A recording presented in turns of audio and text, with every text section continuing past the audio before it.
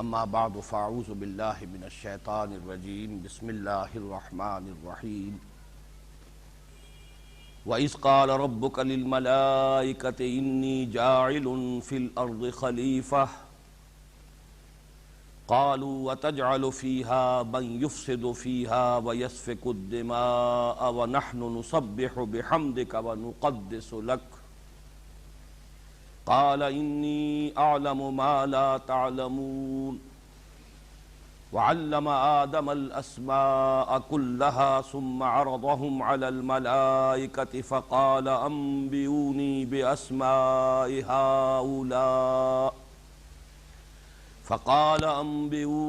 بأسماء هؤلاء إن كنتم صادقين قالوا سبحانك لا علم لنا إلا ما علمتنا إنك أنت العليم الحكيم قال يا آدم أنبئهم بأسمائهم فلما أنبأهم بأسمائهم قال ألم أقل لكم إني أعلم غيب السماوات والأرض أَلَمْ أَقُلْ لَكُمْ إِنِّي أَعْلَمُ غَيْبَ السَّمَاوَاتِ وَالْأَرْضِ وَأَعْلَمُ مَا تُبْدُونَ وَمَا كُنْتُمْ تَكْتُمُونَ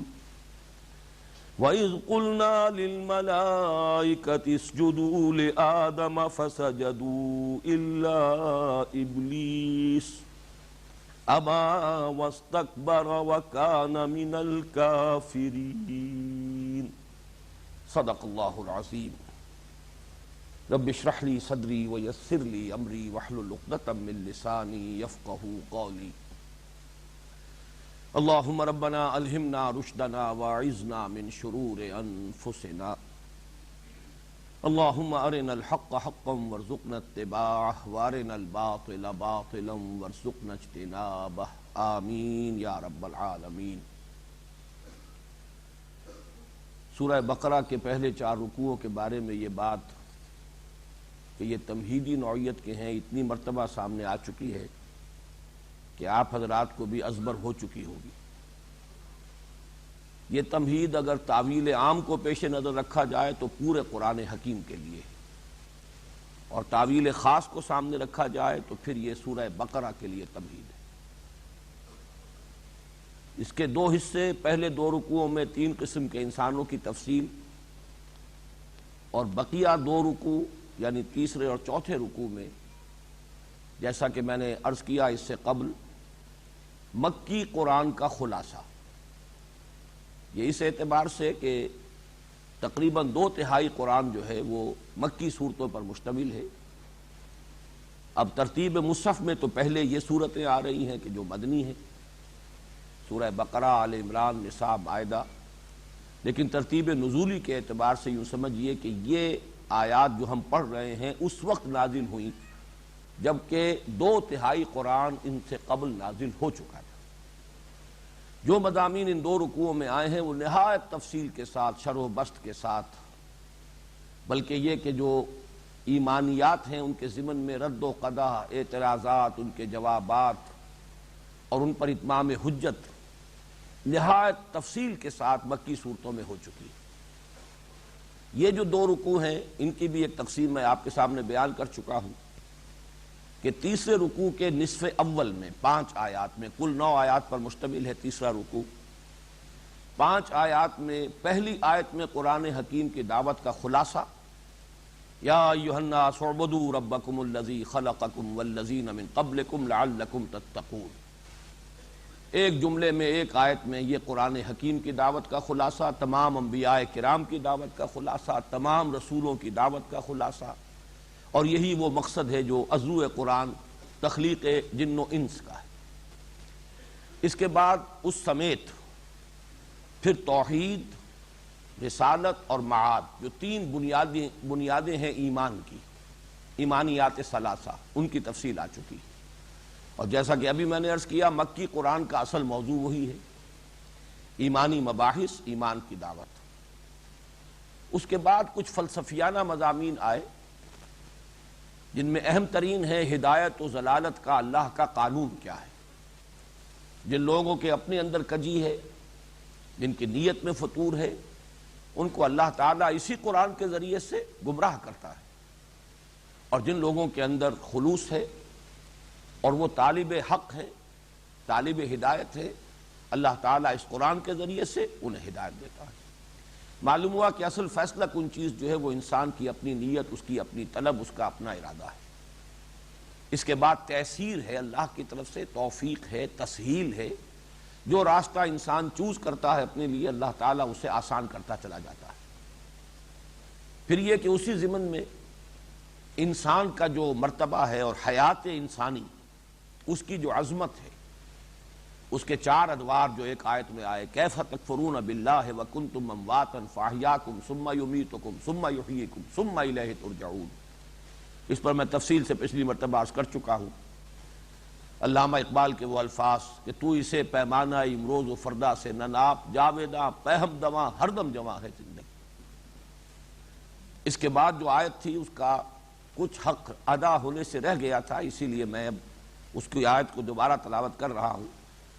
هو الذی خلق لکم ما فی الارض جمیعا، وہی اللہ ہے جس نے کہ تمہارے لیے بنایا ہے جو کچھ کے زمین میں ہے کل کا کل۔ اس سے جیسا کہ میں عرض کر چکا ہوں پچھلی مرتبہ، اگلے رکوع کے مضمون کا گویا کہ یہ تمہید بنی ہے، یہ لنک ہے ان دونوں رکوعوں کے مضامین میں۔ انسان کے لیے بنایا گیا جو کچھ اس زمین میں ہے کل کا کل، اسی سے پھر خلافت کا وہ مضمون متعلق ہو جائے گا کہ جو اگلے رکوع میں بڑے اہتمام کے ساتھ، بڑی شان کے ساتھ بیان ہو رہا ہے۔ لیکن اس کا جو دوسرا حصہ تھا وہ ہے کہ جو پچھلی مرتبہ بیان ہونے سے رہ گیا، ثم استوى الى السماء، وہی ہے کہ جس نے بنایا تمہارے لیے زمین میں جو کچھ ہے کل کا کل، پھر وہ متوجہ ہوا بلندی کی طرف۔ یہ استوا کے معنی ہے برابر، سیدھے کھڑے ہو جانا۔ خط استوا وہ ہے کہ جو ہمارے اس کرۂ ارضی کو دو برابر حصوں میں تقسیم کرتا ہے، لیکن جب اس کے بعد صلہ الی کا آتا ہے، سیدھے ہو جانا کسی شے کی طرف، یعنی اس کا قصد کرنا، اس کا ارادہ کرنا، اس کی طرف متوجہ ہو جانا۔ پھر وہ بلندی کی طرف متوجہ ہوا، آسمان کی طرف متوجہ ہوا، فسواہن سبع سماوات، اور اس نے انہیں برابر کر دیا۔ یہ وہی لفظ آ گیا، سوا سے یہ تسویہ ہے، باب تفعیل سے، سوا یسوی تسویتاً، برابر برابر کر دینا، درست کر دینا، ہموار کر دینا۔ فسواہن، تو کر دیا ان کو برابر برابر، ہموار، سبع سماوات، 7 آسمانوں کی صورت میں، 7 بلندیوں کی صورت میں، وَهُوَ بِكُلِّ شَيْءٍ عَلِيمٌ، اور وہ ہر چیز کا علم رکھتا ہے۔ اس میں جو کلمہ ثم آیا ہے یہ بڑی اہمیت کا حامل ہے کہ اگرچہ عام تصور تو یہ بنتا ہے ذہنوں میں کہ پوری کائنات کی تخلیق ہوئی ہے، پھر اس میں کہیں زمین کی بھی تخلیق ہوئی ہے، لیکن قرآن مجید جس شے کو زمین اور آسمانوں سے تعبیر کرتا ہے، ان کی تخلیق میں قرآن حکیم میں جو ترتیب آئی ہے وہ یہ ہے کہ پہلے تخلیق زمین کی ہوئی، پھر یہ آسمانوں کی شکل جو ہے ایک اس کی تشکیل ہوئی ہے اور ان کی صورت گری ہوئی ہے۔ اس لیے کہ ثم جو ہے اس میں کوئی اختلاف نہیں کہ ثم تراخی کے لیے ہے، کسی شے کے بعد آنے کے لیے یہ دلیل قطعی ہے۔ تو ترتیب زمانی جو ہے تخلیق میں، وہ عذر قرآن یہ ہے کہ زمین کی تخلیق پہلے ہوئی ہے، اور زمین میں جو اشیاء ہیں وہ بھی پہلے تخلیق کر دی گئی ہیں، اس کے بعد آسمان کی تخلیق جو ہے وہ اپنے کسی تکمیلی مرحلے میں داخل ہوئی۔ یہ مضمون چونکہ قرآن حکیم میں ایک دوسرے مقام پر بڑی تفصیل کے ساتھ آیا ہے، اور میں یہ چاہتا ہوں کہ وہ زیادہ اس کی تشریح اور تفصیل میں جانے کا تو موقع نہیں ہوگا، لیکن یہ کہ اجمالاً وہ آیات آپ کے سامنے آ جانی چاہیے۔ یہ سورہ حامیم السجدہ کی آیات ہیں، دوسرے رکوع کی، اور یہاں بھی انداز وہی ہے جیسے یہاں ہم دیکھ رہے ہیں کیف تکفرون باللہ، وہی انداز یہاں ہے، قل ائنکم لتکفرون بالذی خلق الارض فی یومین وتجعلون له اندادا ذلک رب العالمین۔ اے نبی ان سے کہیے کیا تم واقعی کفر کرتے ہو؟ یہ وہ سرچنگ قسم کا انداز ہے کہ در حقیقت یہ کفر تمہارا مصنوعی ہے، تمہارے دل میں ایمان ہے، دل میں تم مانتے ہو، کیا واقعی تم انکاری ہو؟ اَإِنَّكُمْ لَتَكْفُرُونَ بِالَّذِي خَلَقَ الْأَرْضَ فِي يَوْمَيْنِ،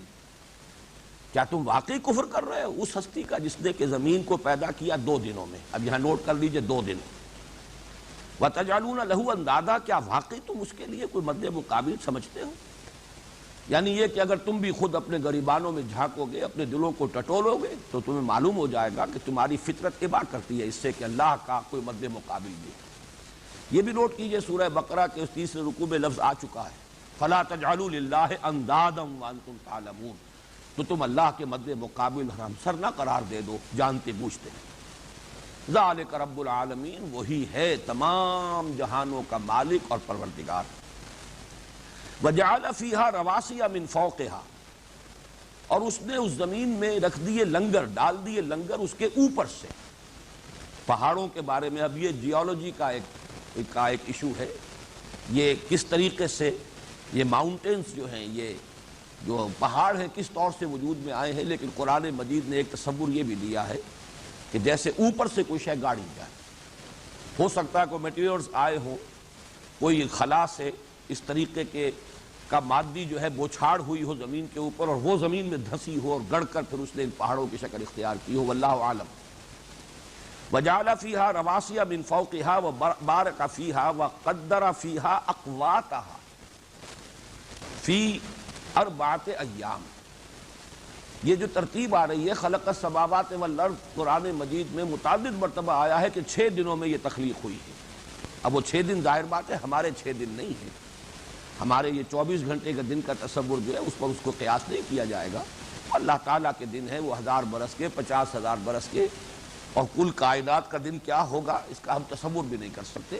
لیکن ہم کہہ سکتے ہیں جدید اصطلاح میں 6 ملینمز ہیں جن میں کہ اس کی آسمانوں اور زمین کی تخلیق ہوئی ہے۔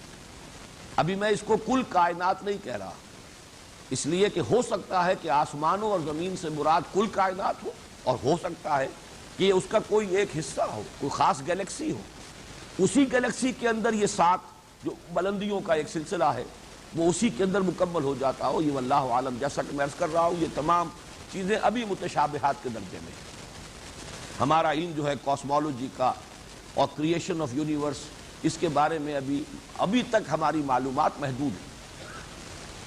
لیکن یہ کہ میں اس وقت نوٹ کرا رہا ہوں کہ 2 دن میں فرمایا کہ زمین کی تخلیق ہوئی،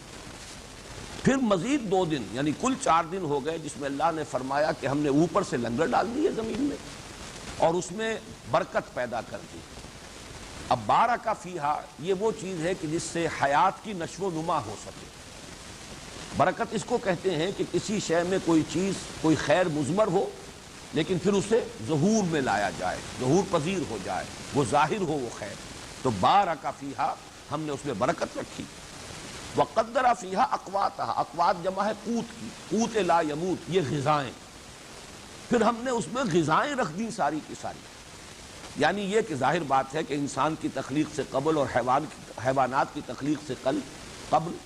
یہ جو ان کی ضروریات تھیں وہ اللہ نے پہلے پوری فرما دی،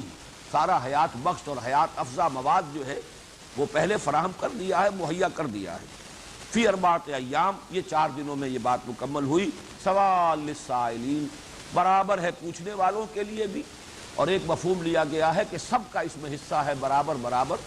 جو بھی مخلوقات ہیں گویا کہ وہ اپنے وجود سے ہی سوالی ہیں، محتاج ہیں، ہم نے ان کی تمام احتیاجات کو پورا کرنے کا سامان برابر برابر ہم نے اس میں رکھ دیا۔ پھر فرمایا ثم استوى الى السماء، یہ الفاظ ہیں جس کے لیے میں نے پھر یہ آیات جو ہیں آپ کو پڑھ کر سنائی ہیں کہ جیسے وہاں فرمایا هو الذی خلق لکم ما فی الارض جميعا ثم استوى الى السماء،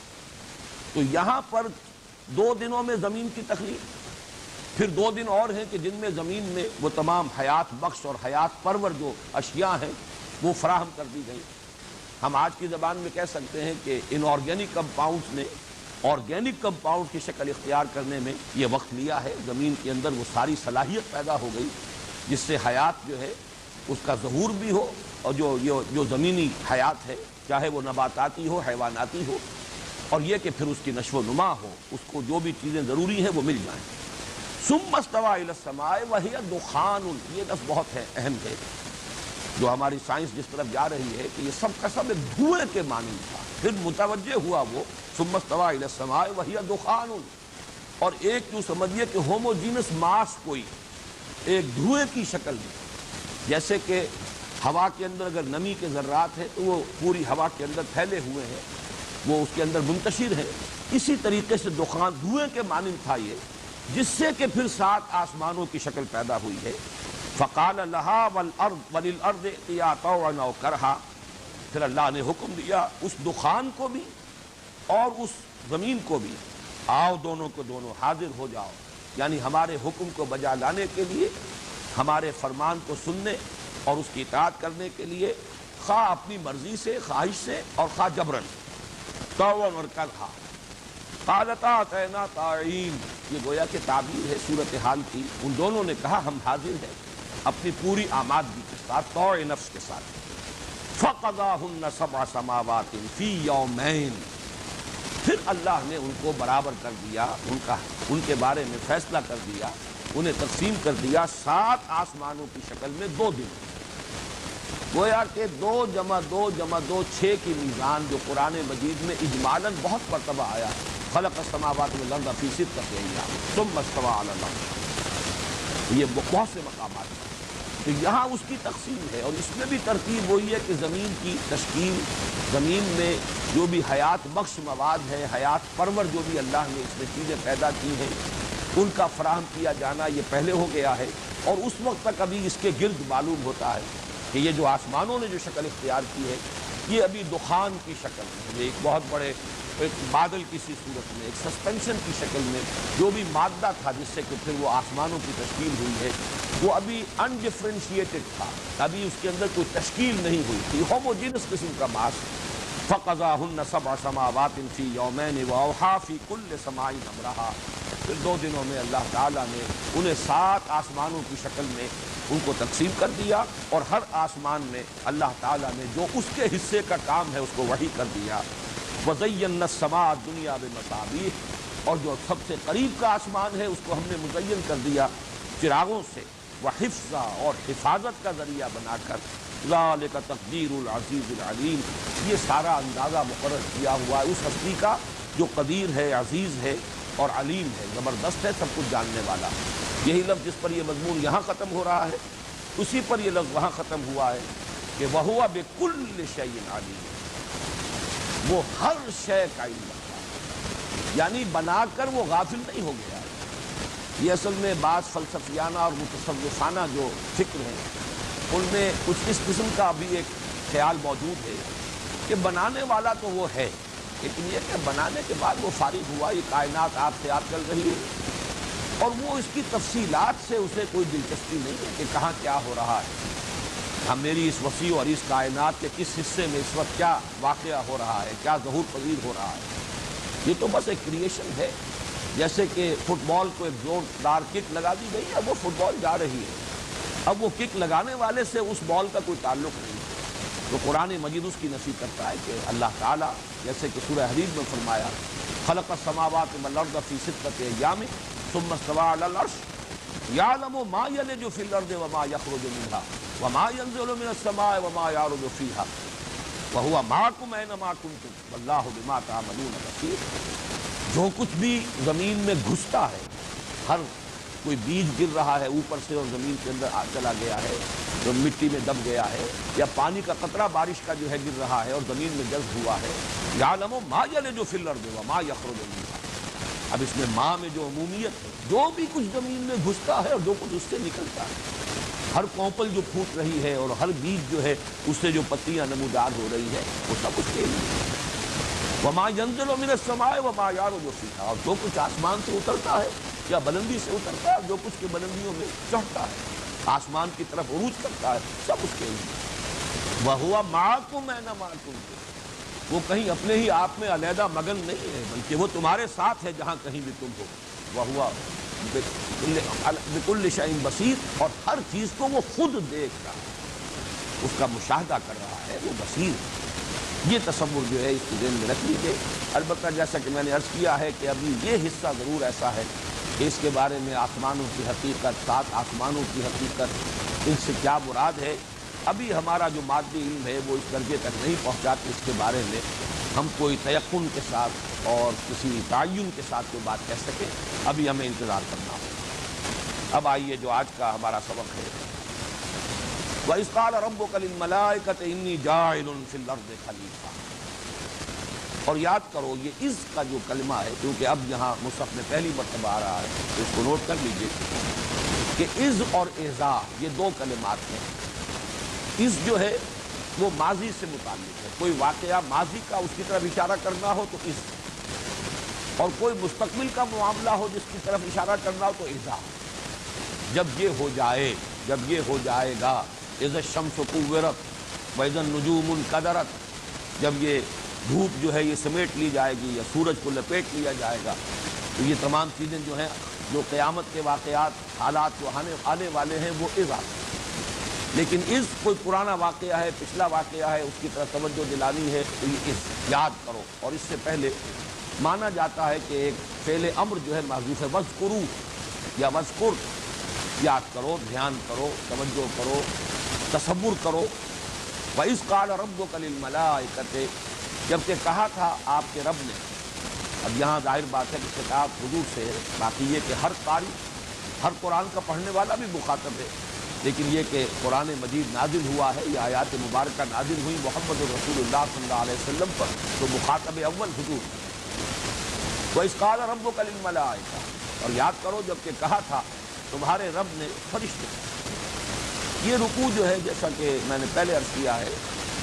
فلسفے اور حکمت قرآنی کا یہ ایک بہت اہم باب ہے، اور اس کا اکثر و بیشتر حصہ وہ ہے کہ جو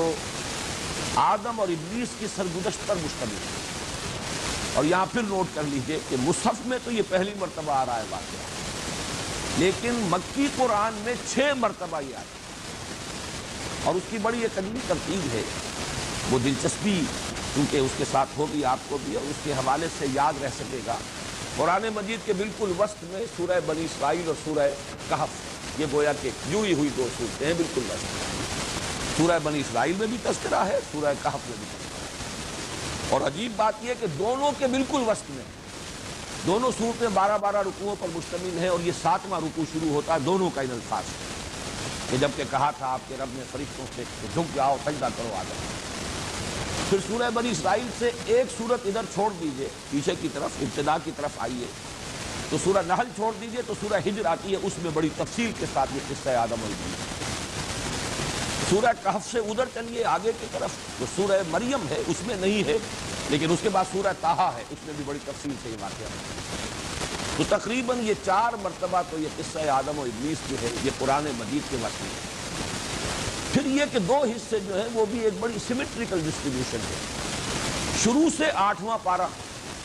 اس میں آپ کو سورہ اعراف کا دوسرا رکوع بڑی شرح و بسط کے ساتھ یہ واقعہ ملے گا. ادھر سے واپس آئیں گے تو 8واں پارہ، 30 میں سے واپس گنتی کیجئے تو 8واں جو ہے وہ 23واں پارہ بنے گا. اس میں سورہ صاد میں پھر وضاحت کے ساتھ یہ موجود ہے. تو بہت ہی سیمیٹریکل ڈسٹریبیوشن ہے اس قصہ آدم و ابلیس کی قرآن مجید. لیکن یہ 6 کے 6 مقامات جو میں نے آپ کو گنوائے ہیں یہ مکی صورت بالاتفاق یہ ہے مدنی صورت کہ جس میں اس واقعے کا پھر ایک مرتبہ جو ہے وہ خلاصہ دیا جا رہا ہے. البتہ ذرا جو عنوانات ہیں آج کے اس حصے میں اس کو ذرا نوٹ کر لیں. پورے رکوع کے میں آپ کہہ سکتے ہیں کہ 5 مضامین بیان ہیں. سب سے پہلے یہ کہ آدم اور ان کی ذریت کا اصل مقام اور مرتبہ کیا ہے، یعنی خلیفۃ اللہ فی الارض، یہ ان کا مقام ہے، بہت بلند مقام ہے آدم کا. پھر یہ کہ اس خلافت کی بنیاد کیا ہے، اساس کیا ہے. اہل اگر ہوئے ہیں آدم اور ان کی ذریت خلافت ارضی کے تو وہ کس بنیاد پر. یہ 2 مضامین جو میں نے گنوائے ہیں یہ ایکسکلوسیو ہیں اس مقام پر. بقیہ 6 مقامات جو میں نے گنوائے ہیں ان میں یہ 2 مضامین آپ کو نہیں ملیں. البتہ ان میں سے 3 مقامات پر ایک اضافی مضمون ملے گا جو یہاں نہیں ہے. اس طریقے سے قرآن مجید میں یہ چیزیں اگر آئی ہیں بائی ریپیٹیشن تو یہ نہ سمجھیے کہ وہ خالص ریپیٹیشن ہے، تکرار محض نہیں ہے. ہر جگہ پر کوئی نئی بات ہے، ہر جگہ کوئی نئی شان ہے. پھر جس کانٹیکسٹ میں وہ اس صورت میں مضمون آیا ہے اس کے حوالے سے، اس کے عمود اور اس کے مرکزی مضمون سے اس کا خصوصی ربط ہے. کہ اس کانٹیکسٹ میں رکھ کر دیکھیں گے تو اس سے کوئی اور رہنمائی اور علم اور حکمت کے جو ہے نئے گوشے جو ہیں وہ نمودار ہوتے ہیں۔ اور وہ جو میں عرض کر رہا ہوں کہ جو اس مقام پر نہیں ہے وہ ہے تخلیق انسان۔ مادہ تخلیق کیا ہے وہ آپ کو جیسا کہ میں ابھی عرض کروں گا کہ وہ سورہ ہجر، سورہ صاد اور سورہ اعراف میں ہے، باقی تین وہ مقامات بھی اس سے خالی ہیں اور اس جگہ بھی یہ مضمون موجود نہیں، تخلیق انسان۔ بہرحال آدم اور ذریت آدم کا مقام اور مرتبہ یعنی خلافت عرضی۔ نمبر 2، خلافت کی اساس علم، وعلم آدم الاسماء کلھا۔ یہ دو چیزیں ایکسکلوسیو، اور یہ جیسا کہ میں نے ابھی عرض کیا اور جیسا کہ ان عنوانات سے خود بخود واضح ہو رہا ہے، فلسفہ اور حکمت کے یہ اہم اور اساسی مضامین ہیں۔ پھر جو مضمون آتا ہے وہ ہے تمام فرشتوں کو سجدے کا حکم حضرت آدم کے سامنے سجدہ کرنا، تفصیل بعد میں آ جائے گی۔ یہ ان 7 کے 7 مقامات ہیں، 6 وہ مکی مقامات اور 7واں یہ مدنی صورت ہے سورہ بقرہ جو ہم پڑھ رہے ہیں۔ اس کے بعد جنت میں آزمائشی قیام حضرت آدم اور ان کی زوجہ حضرت حوا سلام علیہما، ان دونوں کا آزمائشی مقام، آزمائشی کہنے یا ایک طرح کی ڈیمانسٹریشن کے لیے، تربیت کے لیے، وہ یہ کہ ان کو یہ معلوم ہو جائے کہ ہماری تخلیق میں بھی کچھ خلا ہے، کوئی کمزوری ہے، خلق الانسان ضعیفا، اور اس خلا اور اس کمزوری سے ہمارا دشمن ازلی ہے ابلیس، جو بھرپور فائدہ اٹھانے کی کوشش کرے۔ اس کا ایک تجربہ انہیں کرا دیا گیا۔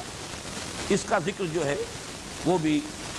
موجود ہے سورہ طٰہٰ میں اور سورہ اعراف میں بڑی شرح و بسط کے ساتھ، بلکہ یہاں سورہ بقرہ میں اتنی تفصیل کے ساتھ ہے۔ سب سے زیادہ یہ مضامین جو ہے نہایت اہتمام اور شان کے ساتھ جو آئیں وہ سورہ اعراف، اور سورہ اعراف جو ہے ان 6 مکی صورتوں میں سے یہ سمجھیے کہ ترتیب نزولی کے اعتبار سے آخری دور کی ہے، گویا کہ وہ ملحق ہو جائے گی زمانہ نزول کے اعتبار سے سورہ اعراف اور سورہ بقرہ میں زیادہ فرق نہیں۔ پھر یہ کہ آخری بات اور وہ یہ کہ کس طریقے سے ابلیس نے حضرت آدم کو دھوکہ دیا، ورگلایا، اغوا کیا، اور پھر جو اس کے بعد اللہ تعالیٰ کی طرف سے حبوط آدم کا حکم، اور یہ کہ آخری چارٹر جو دیا گیا ہے کہ اب زمین کا چارج سنبھالو۔ جیسے کسی وائس رائے کو اگر کبھی برطانوی حکومت بھیجتی تھی ہندوستان تو پہلے اس کی کوئی بریفنگ، اس کے لیے کوئی تعلیم، اس کو تمام حالات سے واقف کرانے کا یقیناً اہتمام ہوتا ہوگا، اور پھر وہ اپنا کوئی چارٹر لے کر یہاں آتا ہوگا کہ تمہارے حقوق کیا ہیں، اختیارات کیا ہیں، کہاں کون کون سے معاملات تمہیں لازماً ریفر کرنے ہوں گے مرکزی حکومت کو، تاج برطانیہ کو، اور کن کن چیزوں میں تمہیں آٹونومی حاصل ہے اور جہاں تم اپنی ثوابدید کے مطابق فیصلے کر سکتے ہیں، وہ چارٹر جو ہے۔ تو یہ 5 مضامین ہیں جن میں سے آج جو ہم 5 آیات پڑھنے کی کوشش کر رہے ہیں، اللہ تعالیٰ پورا کرا دے، ان میں پہلے 3 مضامین جو ہیں وہ مکمل ہو جائیں گے انشاءاللہ، اور یہ تقریباً 10 جو آیات ہیں اس رکوع کی وہ برابر 2 حصوں میں 5 جمع 5 منتقل ہیں۔ لیکن یہ کہ ان کے ضمن میں کچھ تمہیدی بات میں عرض کر دوں، اس میں تینوں مخلوقوں کا ذکر ہو رہا ہے۔ 3 مکلف مخلوق ہیں اللہ کی، جو کچھ کہ ہمیں معلوم ہے۔ ایک تو مخلوقات کا سلسلہ ہے، سیارے ہیں، ثوابت ہیں، سٹارز ہیں، گیلیکسیز ہیں، جمادات ہیں، نباتات ہیں، اسی طریقے سے حیوانات جو ہیں زمین کے، یہ مکلف نہیں ہے۔ مکلف کس معنی میں؟ مکلف جو ہے یہ اس میں مفہوم تکلیف، رسپانسبل، جن پر کوئی ذمہ داری ڈالی گئی، جنہیں کوئی شعور اور ارادہ دیا گیا، جو کسی اپنے شعور ذات بھی رکھتے ہیں کہ ہم ہیں، اپنے وجود کا شعور رکھتے ہیں، اور پھر یہ کہ ان پر کوئی ذمہ داری بھی ہو اور مسئولیت بھی۔ وہ عوامر اور نواہی احکام کے اور جن چیزوں سے روکا گیا ہے اس کے مخاطب بنائے گئے ہیں، اور اس کا پھر ان پر محاسبہ۔ یہ 3 ہیں صاحب شعور یا خود شعوری رکھنے والی مخلوقات اللہ کی، اور تینوں کے لیولز کو پہچانا۔ بلند ترین مخلوق ملائکہ، اور سب سے پہلے تذکرہ انہی کا ہو رہا ہے، اس قال ربک للملائکہ، اس لفظ کو بھی سمجھ لیجیے۔ الوکا کہتے ہیں عربی زبان میں رسالت، پیغامبری۔ الکنی الیہ، اس شخص نے مجھے پیغامبر بنا کر بھیجا اس کی طرف، فلاں کی طرف۔ الکنی الی فلان، اس شخص نے مجھے فلاں آدمی کی طرف پیغامبر بنا کر، ایلچی بنا کر بھیجا۔ تو اس سے لفظ بنا ہے، یہ اصل میں ہے ملعک، حمزہ بیچ میں آئے گا، ملعق، لیکن یہ کہ اس میں پھر جیسے عربی زبان میں ہوتا ہے روانی کو سامنے رکھتے ہوئے ملک بن گیا ہے، وہ حمزہ بیچ میں سے جو حذف کر دیا گیا، اور حمزہ پر جو زبر تھی ملعق میں لام پر جزم ہے، حمزہ کی زبر جو ہے فتح جو ہے وہ لام کو دے دیا گیا تو ملک ہے، یعنی اس کا مادہ وہ ملک یا ملک یا ملکیت نہیں ہے، وہ ملک اور ملک جس سے کہ وہ سارا دوسرا بادشاہ ملک ملک وہ اس سے بنا ہے، لیکن اس کا مادہ ہی بالکل الگ ہے، میم لام کاف نہیں ہے بلکہ حمزہ لام اور کاف الگ، یہ اس کا مادہ ہے۔ ملک وہ ہے کہ جو کسی کی پیغام رسانی کا ذریعہ بنے، کوئی ایلچی کی شکل اختیار کرے، تو اس سے یہ لفظ بنا ہے ملائکہ، اس لیے کہ یہ در حقیقت اللہ تعالیٰ کے احکامات کو پہنچانے کا ذریعہ ہے انسانوں تک اور تمام مخلوقات تک، تو اس سے یہ لفظ بنا ہے ملعق، اور ملعق کی جمع پھر وہ حمزہ جو وہاں اڑ گیا تھا ملک میں وہ جمع میں ظاہر ہو گیا ملائک، اور تا جو ہے اس کے اندر مزید کثرت کے لیے تا جو ہے یہاں پر تانیث کا نہیں ہے بلکہ ایک تکسیر کا ہے، تو ملائکہ ان کے بارے میں جو باتیں ذہن نشین ابھی کر لینی چاہیے وہ یہ ہے کہ ایک تو قرآن مجید میں تو اگرچہ ان کا مادہ تخلیق کہیں بیان نہیں کیا، اللہ نے بنایا یہ بھی مخلوق ہے لیکن کس شے سے بنایا، البتہ حدیث میں موجود ہے، حضرت عائشہ صدیقہ رضی اللہ تعالی عنہ سے مروی ہے، مسلم شریف میں روایت ہے، اللہ تعالیٰ نے فرشتوں کو نور سے بنایا، یہ اللہ کی برگزیدہ ہستیاں ہیں، نورانی ہیں، لطیف ترین وجود کی حامل ہیں، لیکن صاحب تشخص ہستیاں ہیں، ان کو ایک خاص دور میں یہ سمجھا گیا کہ یہ صرف فورسز آف دی نیچر کا نام ہے، ان کا کوئی تشخص نہیں ہے، کوئی پرسونیفائڈ ایگزسٹنس نہیں ہے، یہ گمراہی ہے اور سلف کے تمام اجماع کے خلاف، یہ صاحب تشخص ہے اور مشخص وجود علیحدہ لیکن بہت لطیف شے مختلف شکلیں اختیار کر سکتی ہے، لہذا فرشتے بھی مختلف صورتوں میں ظاہر ہو سکتے ہیں، جیسے کہ ثابت ہے کہ حضرت جبرائیل بعض اوقات انسانی شکل میں آتے تھے، حدیث جبرائیل مشہور ترین حدیث جس کو ام السنہ کہا گیا ہے، اس میں حضرت جبرائیل کی آمد ثابت ہے ایک انسانی شکل میں، لیکن یہی در حقیقت انہی فرشتوں کا تصور ہے کہ جو مشرکانہ جو مذاہب، یہ بھی ذہن میں رکھیے کہ مشرکانہ مذاہب در حقیقت توحید ہی کی بگڑی ہوئی شکلیں ہیں، اس لیے کہ نسل انسانی کا آغاز جو ہے وہ شرک سے نہیں ہوا، توحید سے ہوا، حضرت آدم پہلے انسان اور وہ موحد کامل، وہ اللہ کے نبی، لہذا یہ نہ سمجھیے کہ نسل آدم نے جو آغاز کیا ہے، یہ بھی مغربی جو فلسفہ ہے اور جس انداز سے انسان کے تمدن کے ارتقاء کے مراحل بیان کیے جاتے ہیں تو معلوم ہوتا ہے نری جہالت ہی جہالت تھی، اگنورنس ہی اگنورنس تھی، کچھ معلوم نہیں تھا، وحشت ہی وحشت تھی، مادی اعتبار سے وہ اپنی جگہ پر صحیح ہو سکتا ہے، لیکن جہاں تک اس فکر کا تعلق ہے، اللہ کو پہچاننے کا تعلق اور اس کی توحید کا معاملہ، یہ تو اول روز سے کامل تھا، بعد میں اس میں تنزل ہوا ہے کہ انسان مظاہر پرستی کی طرف، عناصر پرستی کی طرف، وہ جہالت ہے انسان کی، لیکن یہ کہ علم سے جہالت کی طرف گیا ہے، انسان جہالت سے علم کی طرف نہیں آ رہا ہے، مادی اعتبار سے کہا جا سکتا ہے کہ انسان مادی علوم کے اعتبار سے، سائنٹیفک نالج کے اعتبار سے جہالت سے علم کی طرف آ رہا ہے، لیکن یہ جو اصل ہدایت ہے جو اس رکوع کے آخر میں آئے گا فَإِمَّا يَأْتِيَنَّكُم مِّنِّي هُدًى، اس ہدایت کے اعتبار سے تو وہ جو علم ہے صحیح، اس سے در حقیقت انسان نے تنزل کیا ہے کہ وہ شرک کی طرف گیا، اور اس شرک کی جہاں شکل یہ ہوئی کہ مظاہر فطرت کو انسان نے پوجنا شروع کیا، جہاں عناصر جو ہے اس کے معبود بن گئے، وہیں یہ ملائکہ کے بارے میں اس کا تصور جو ہے اس میں یہ گمراہی پیدا ہوئی کہ انہوں نے یہ سمجھا کہ یہ صاحب اختیار ہستیاں ہیں، لہذا ان کی بھی کچھ پوجا پاٹ ہونی چاہیے، کچھ ان کو بھی اختیار حاصل ہے، بہت بزرگ ہستیاں ہیں، عربوں میں تصور یہ تھا یہ خدا کی بیٹیاں ہیں، یہ بڑی سفارش جو ہے ان کی چلے گی اور اللہ تعالیٰ کہ ہاں یہ سفارش کریں گے تو بیڑا پار ہو جائے گا، ہؤلاء شفعاؤنا عند اللہ، اور یہ سفارش کریں گے اور ان کے ذریعے سے ہم اللہ کا تقرب حاصل کر سکتے ہیں، وما نعبدهم الا ليقربونا الى الله زلفى، یہ گمراہی ہے۔ ہمارا اعتقاد، ہمارا یقین حضور صلی اللہ علیہ وسلم کی بتائی ہوئی بات اور قرآن مجید کے مختلف مقامات سے جو بات ثابت ہوتی ہے کہ بہت برگزیدہ ہستیاں ہیں، نورانی الاصل ہونے کی بنا پر، نوری الاصل ہونے کی بنا پر اللہ سے بہت قرب انہیں حاصل ہے، اللہ تعالیٰ سے براہ راست یہ تلقی کرتے ہیں، اور ترشحات جو ہوتے ہیں اللہ تعالیٰ کی طرف سے ان کو قبول کرنے اور جذب کرنے کی صلاحیت ہے۔ احکام خداوندی براہ راست ان کو پہنچتے ہیں اور یہ آگے پہنچاتے ہیں، لیکن اختیار اور ارادہ اور یہ کہ وہ کوئی معصیت اور گناہ کی طرف کوئی رجحان ہو، اس کا کوئی امکان نہیں۔ یفعلون ما یؤمرون، وہ کرتے ہیں وہی کچھ جس کا کہ انہیں حکم ملتا ہے۔ اگرچہ ہمارے ہاں معتزلہ کی رائے یہ ہے کہ یہ سمجھنا غلط ہے کہ ان میں معصیت کا امکان ہی نہیں ہے یا معصیت کی قدرت ہی نہیں رکھتے۔ عام اہل سنت کا تو اس پر اجماع ہے کہ ان میں معصیت کا امکان ہی نہیں، نافرمانی کی قدرت ہی نہیں۔ یہ گویا کہ صرف نیکی اور صرف خیر ہی جو ہے وہ ان کے لیے ممکن ہے، دوسرا راستہ ان کے لیے کھلا ہی نہیں۔ معتزلہ کی رائے یہ ہے، اور ہمارے ہاں جو بھی ذرا کچھ عقلی رجحانات رکھتے ہیں ان کا ادھر کچھ فطری جو رجحان ہوا ہے کہ ایسا نہیں ہے، ان کے اندر بھی ارادہ ہے، لیکن حقائق جو ہے اس کائنات کے وہ اس درجے روشن ہے ان پر کہ ان میں کوئی صورت عملاً نہیں ہے کہ معصیت کر سکے۔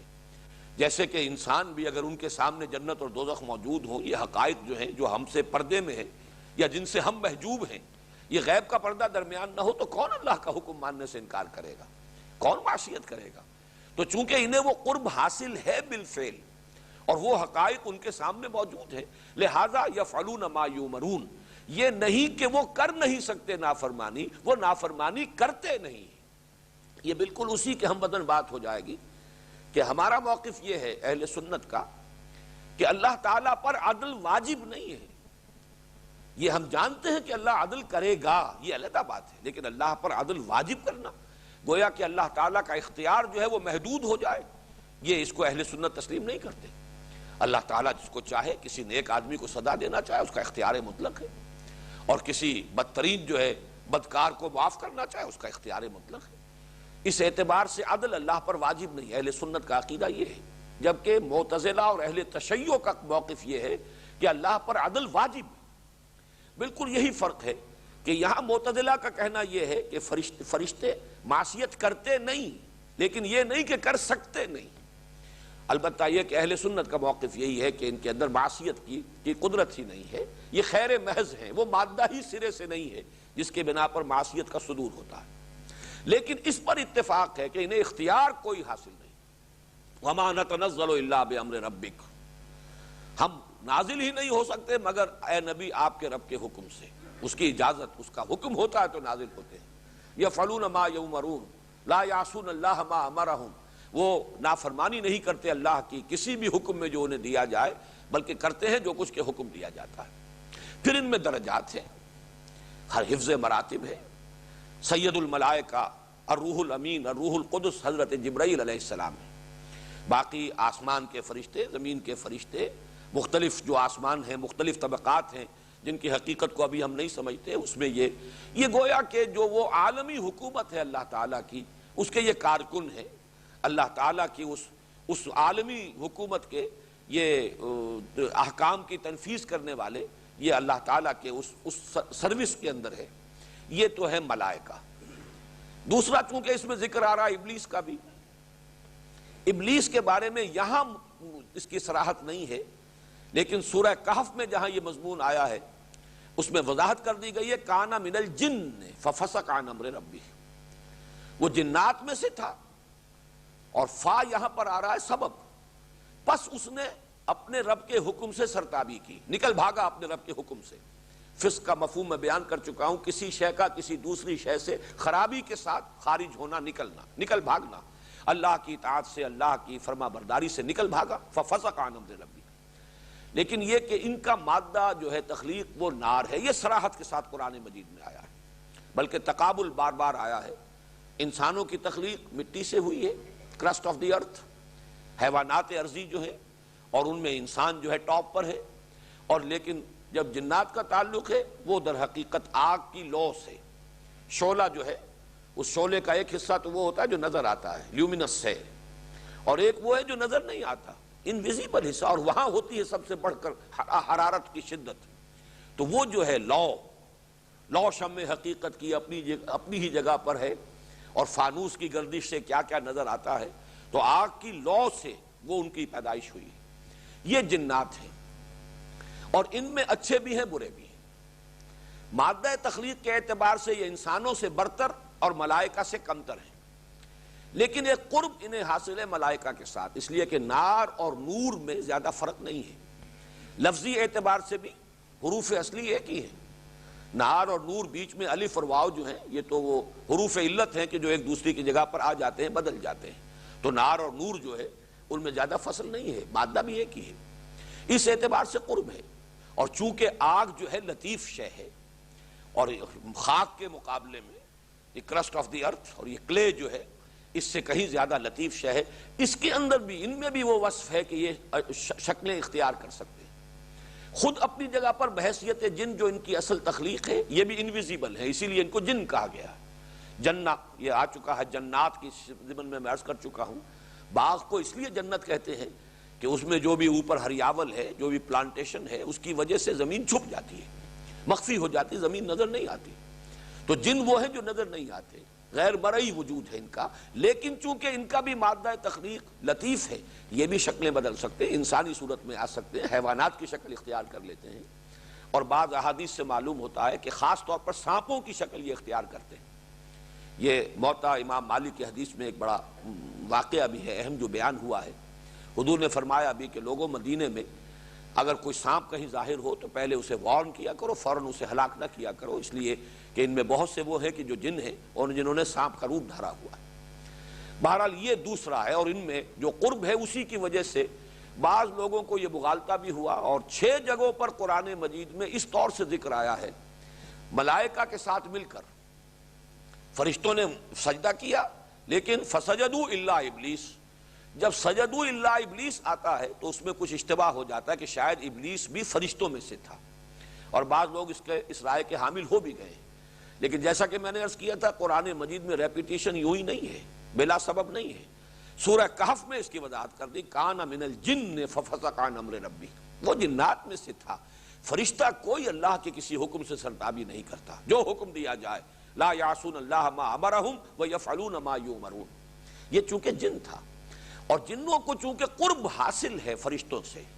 یہ بھی ایک انویزیبل مخلوق ہیں، یہ بھی لطیف مادہ جو ہے تخلیق ہے ان کا بھی، اس اعتبار سے انہیں قرب حاصل ہے۔ اور یہ ابلیس جو ہے ان جنات میں سے، یہ اتنا عابد و زاہد تھا اور اتنا عالم تھا کہ اسے ایک قرب حاصل تھا، اور یہ گویا کہ ملائکہ ہی کے زمرے میں ایک اعتبار سے شامل ہو گیا تھا۔ اذان ملائکہ کے بارے میں یہ بھی نوٹ کر لیجئے کہ ان میں کوئی تذکیر و تانیث نہیں ہے، مذکر مؤنث نہیں ہے، کوئی سلسلہ توالد و تناسل نہیں ہے۔ جنات کے بارے میں نوٹ کیجئے کہ ان میں مذکر اور مؤنث بھی ہے، نر اور مادہ ہے، توالد و تناسل ہے، ان کی نسل ہے، اس اعتبار سے یہ انسانوں سے قریب تر ہیں، مشابہ ہیں اپنے ان پہلوؤں کے اعتبار سے۔ ان میں نیک بھی ہیں، بد بھی ہیں، اچھے بھی ہیں، برے بھی ہیں۔ یہ جو ابلیس ہے، جس کو ابلیس کا نام دیا گیا ہے، یہ بھی صفاتی نام ہے اس کا، قرآن مجید میں اس کا جو اصل نام ہے وہ بعض احادیث روایات میں آیا ہے عزازیل، لیکن یہ کہ قرآن مجید میں کہیں نہیں لفظ ابلیس ہی کے نام سے، جو اس کا صفاتی نام ہے وہ بعد میں عرض کروں گا کہ اس کا مفہوم کیا ہے۔ یہ ایک جن تھا، اور ظاہر بات ہے جنات کی عمریں اگرچہ انسانوں کی عمروں کے مقابلے میں طویل ہیں، لیکن یہ کہ اس نے مہلت مانگی تھی اللہ سے کہ مجھے اب قیامت تک کے لیے مجھے مہلت عطا فرما کہ میں آدم کے بارے میں جو میرا گمان تھا میں اسے سچا ثابت کر سکوں۔ یہ اللہ تعالیٰ کی طرف سے مہلت اسے عطا کی گئی ہے، تو وہ جو اصل جن ہے ابلیس، وہ زندہ ہے اور تا قیامت زندہ رہے گا۔ اس کے لیے اللہ تعالیٰ نے خصوصی گرانٹ کی ہے یہ زندگی کی طوالت۔ مولانا اصلاحی صاحب کو کچھ میں مغالطہ ہوا ہے، یہ اجماع ہے ہمارے تمام مفسرین کا کہ وہ جو پرٹیکولر پرسن ہے ابلیس عزازیل، وہ ہے مستقل۔ البتہ یہ کہ اور ذریت ابلیس اور ذریت جنوں کی ذریات جو ہیں اور مختلف جنوں میں اس کے پیروکار شیطان کا لفظ جب آئے گا تو وہ عام ہوگا۔ شیاطین تو جن و انس دونوں میں ہیں، انسانوں میں سے بھی جو نافرمان ہیں اور جو شر کے داعی بن کر کھڑے ہو جاتے ہیں، غلط بات کی طرف لوگوں کو دعوت دیتے ہیں، وہ بھی سب شیاطین ہیں جن میں سرکشی ہے، تمرد ہے۔ اسی طریقے سے جنوں میں بھی تو شیاطین جن و انس یا الشیطان یہ تو عام ہو سکتا ہے، لیکن ابلیس ایک معین فرد ہے جنوں میں سے کہ جس کے ساتھ وہ واقعہ پیش آیا تھا، جو اپنے علم اور زہد اور تقویٰ اور عبادت کی وجہ سے وہ گویا کہ ایک اعتبار سے ملائکہ ہی میں شامل ہو گیا تھا، اسی لیے اس حکم کا وہ مخاطب قرار پایا جب سجدے کا حکم دیا گیا، اور اسی نے تکبر کیا، استکبار کیا، اور پھر اس پر لعنت ہوئی اللہ کی طرف سے، راندہ درگاہ ہوا، لیکن اس نے مہلت طلب کی کہ پروردگار مجھے اب مہلت دے دے، انظرنی الی یوم یبعثون، اس وقت تک کے لیے جب کہ تو دوبارہ اس پوری ذریت آدم کو اٹھائے گا اور دوبارہ زندہ کرے گا، اس وقت تک مجھے مہلت دے۔ یہ اسے گرانٹ کی گئی ہے، اس کی یہ جو درخواست جو ہے وہ اللہ تعالیٰ نے منظور فرمائی ہے۔ اب تیسرے درجے میں آئیے، انسان یا آدم۔ اس میں جو بات میں نوٹ کرانا چاہتا ہوں سب سے پہلے وہ یہ ہے کہ جہاں بھی قرآن مجید میں انسان کی تخلیق کا ذکر آیا ہے وہاں صرف ایک استثناء ہے کہ لفظ آدم استعمال ہوا۔ انسان، بشر، یہ دو الفاظ ہیں جن کے حوالے سے تخلیق کا تذکرہ ہوا۔ یہ بہت اہم بات ہے، اس کو نوٹ کرنے کی ضرورت ہے، اس لیے کہ اکثر و بیشتر جگہوں پر آدم کا ذکر نہیں ہے بلکہ بشر یا انسان۔ اس اعتبار سے جو نتیجہ نکلے گا وہ میں ابھی عرض کروں گا۔ یہ جو بشر کی تخلیق ہوئی ہے، ایک جگہ پر یہ ثابت ہوا، یہ سورہ ہجر میں ہے، کہ زمانی اعتبار سے مؤخر ہیں انسان۔ وَالْجَانَّ خَلَقْنَاهُ مِن قَبْلُ مِن نَارِ السُّمُومِ، یہ سورہ ہجر کے اندر آیا ہے، وَلَقَدْ خَلَقْنَا الْإِنسَانَ مِن صَلْصَالٍ مِن حَمَإٍ مَسْنُونٍ وَالْجَانَّ خَلَقْنَاهُ مِن قَبْلُ مِن نَارِ السَّمُومِ، انسان کو ہم نے پیدا کیا اس سنے ہوئے گارے کی مٹی سے جو سوکھ کر کھنکنے لگا تھا، پپڑی سی جو بن جاتی ہے دلدلی علاقوں میں، دلدل ہے اس کے اوپر کوئی ایک لیئر سی بن جاتی ہے پپڑی سی، اور وہ سوکھتی ہے، کھنکتی ہے، تو سنا ہوا گارا، سڑا ہوا گارا، وہ کیچڑ، اور وہ جب سوکھا اور اس کے اندر کھنکنے کی کیفیت پیدا ہو گئی، اس سے ہم نے انسان کو بنایا۔ وَالْجَانَّ خَلَقْنَاهُ مِن قَبْلُ مِن نَارِ السَّمُومِ، اور جنوں کو ہم نے بنایا تھا، پیدا کیا تھا اس سے پہلے، اور وہ آگ کی لو سے۔ تو معلوم یہ ہوا کہ ایک زمانی جو ہے معاملہ وہ یہ ہے، ظاہر بات ہے ملائکہ اولین مخلوق، پھر جنات، یہ نار سے پیدا کیے گئے،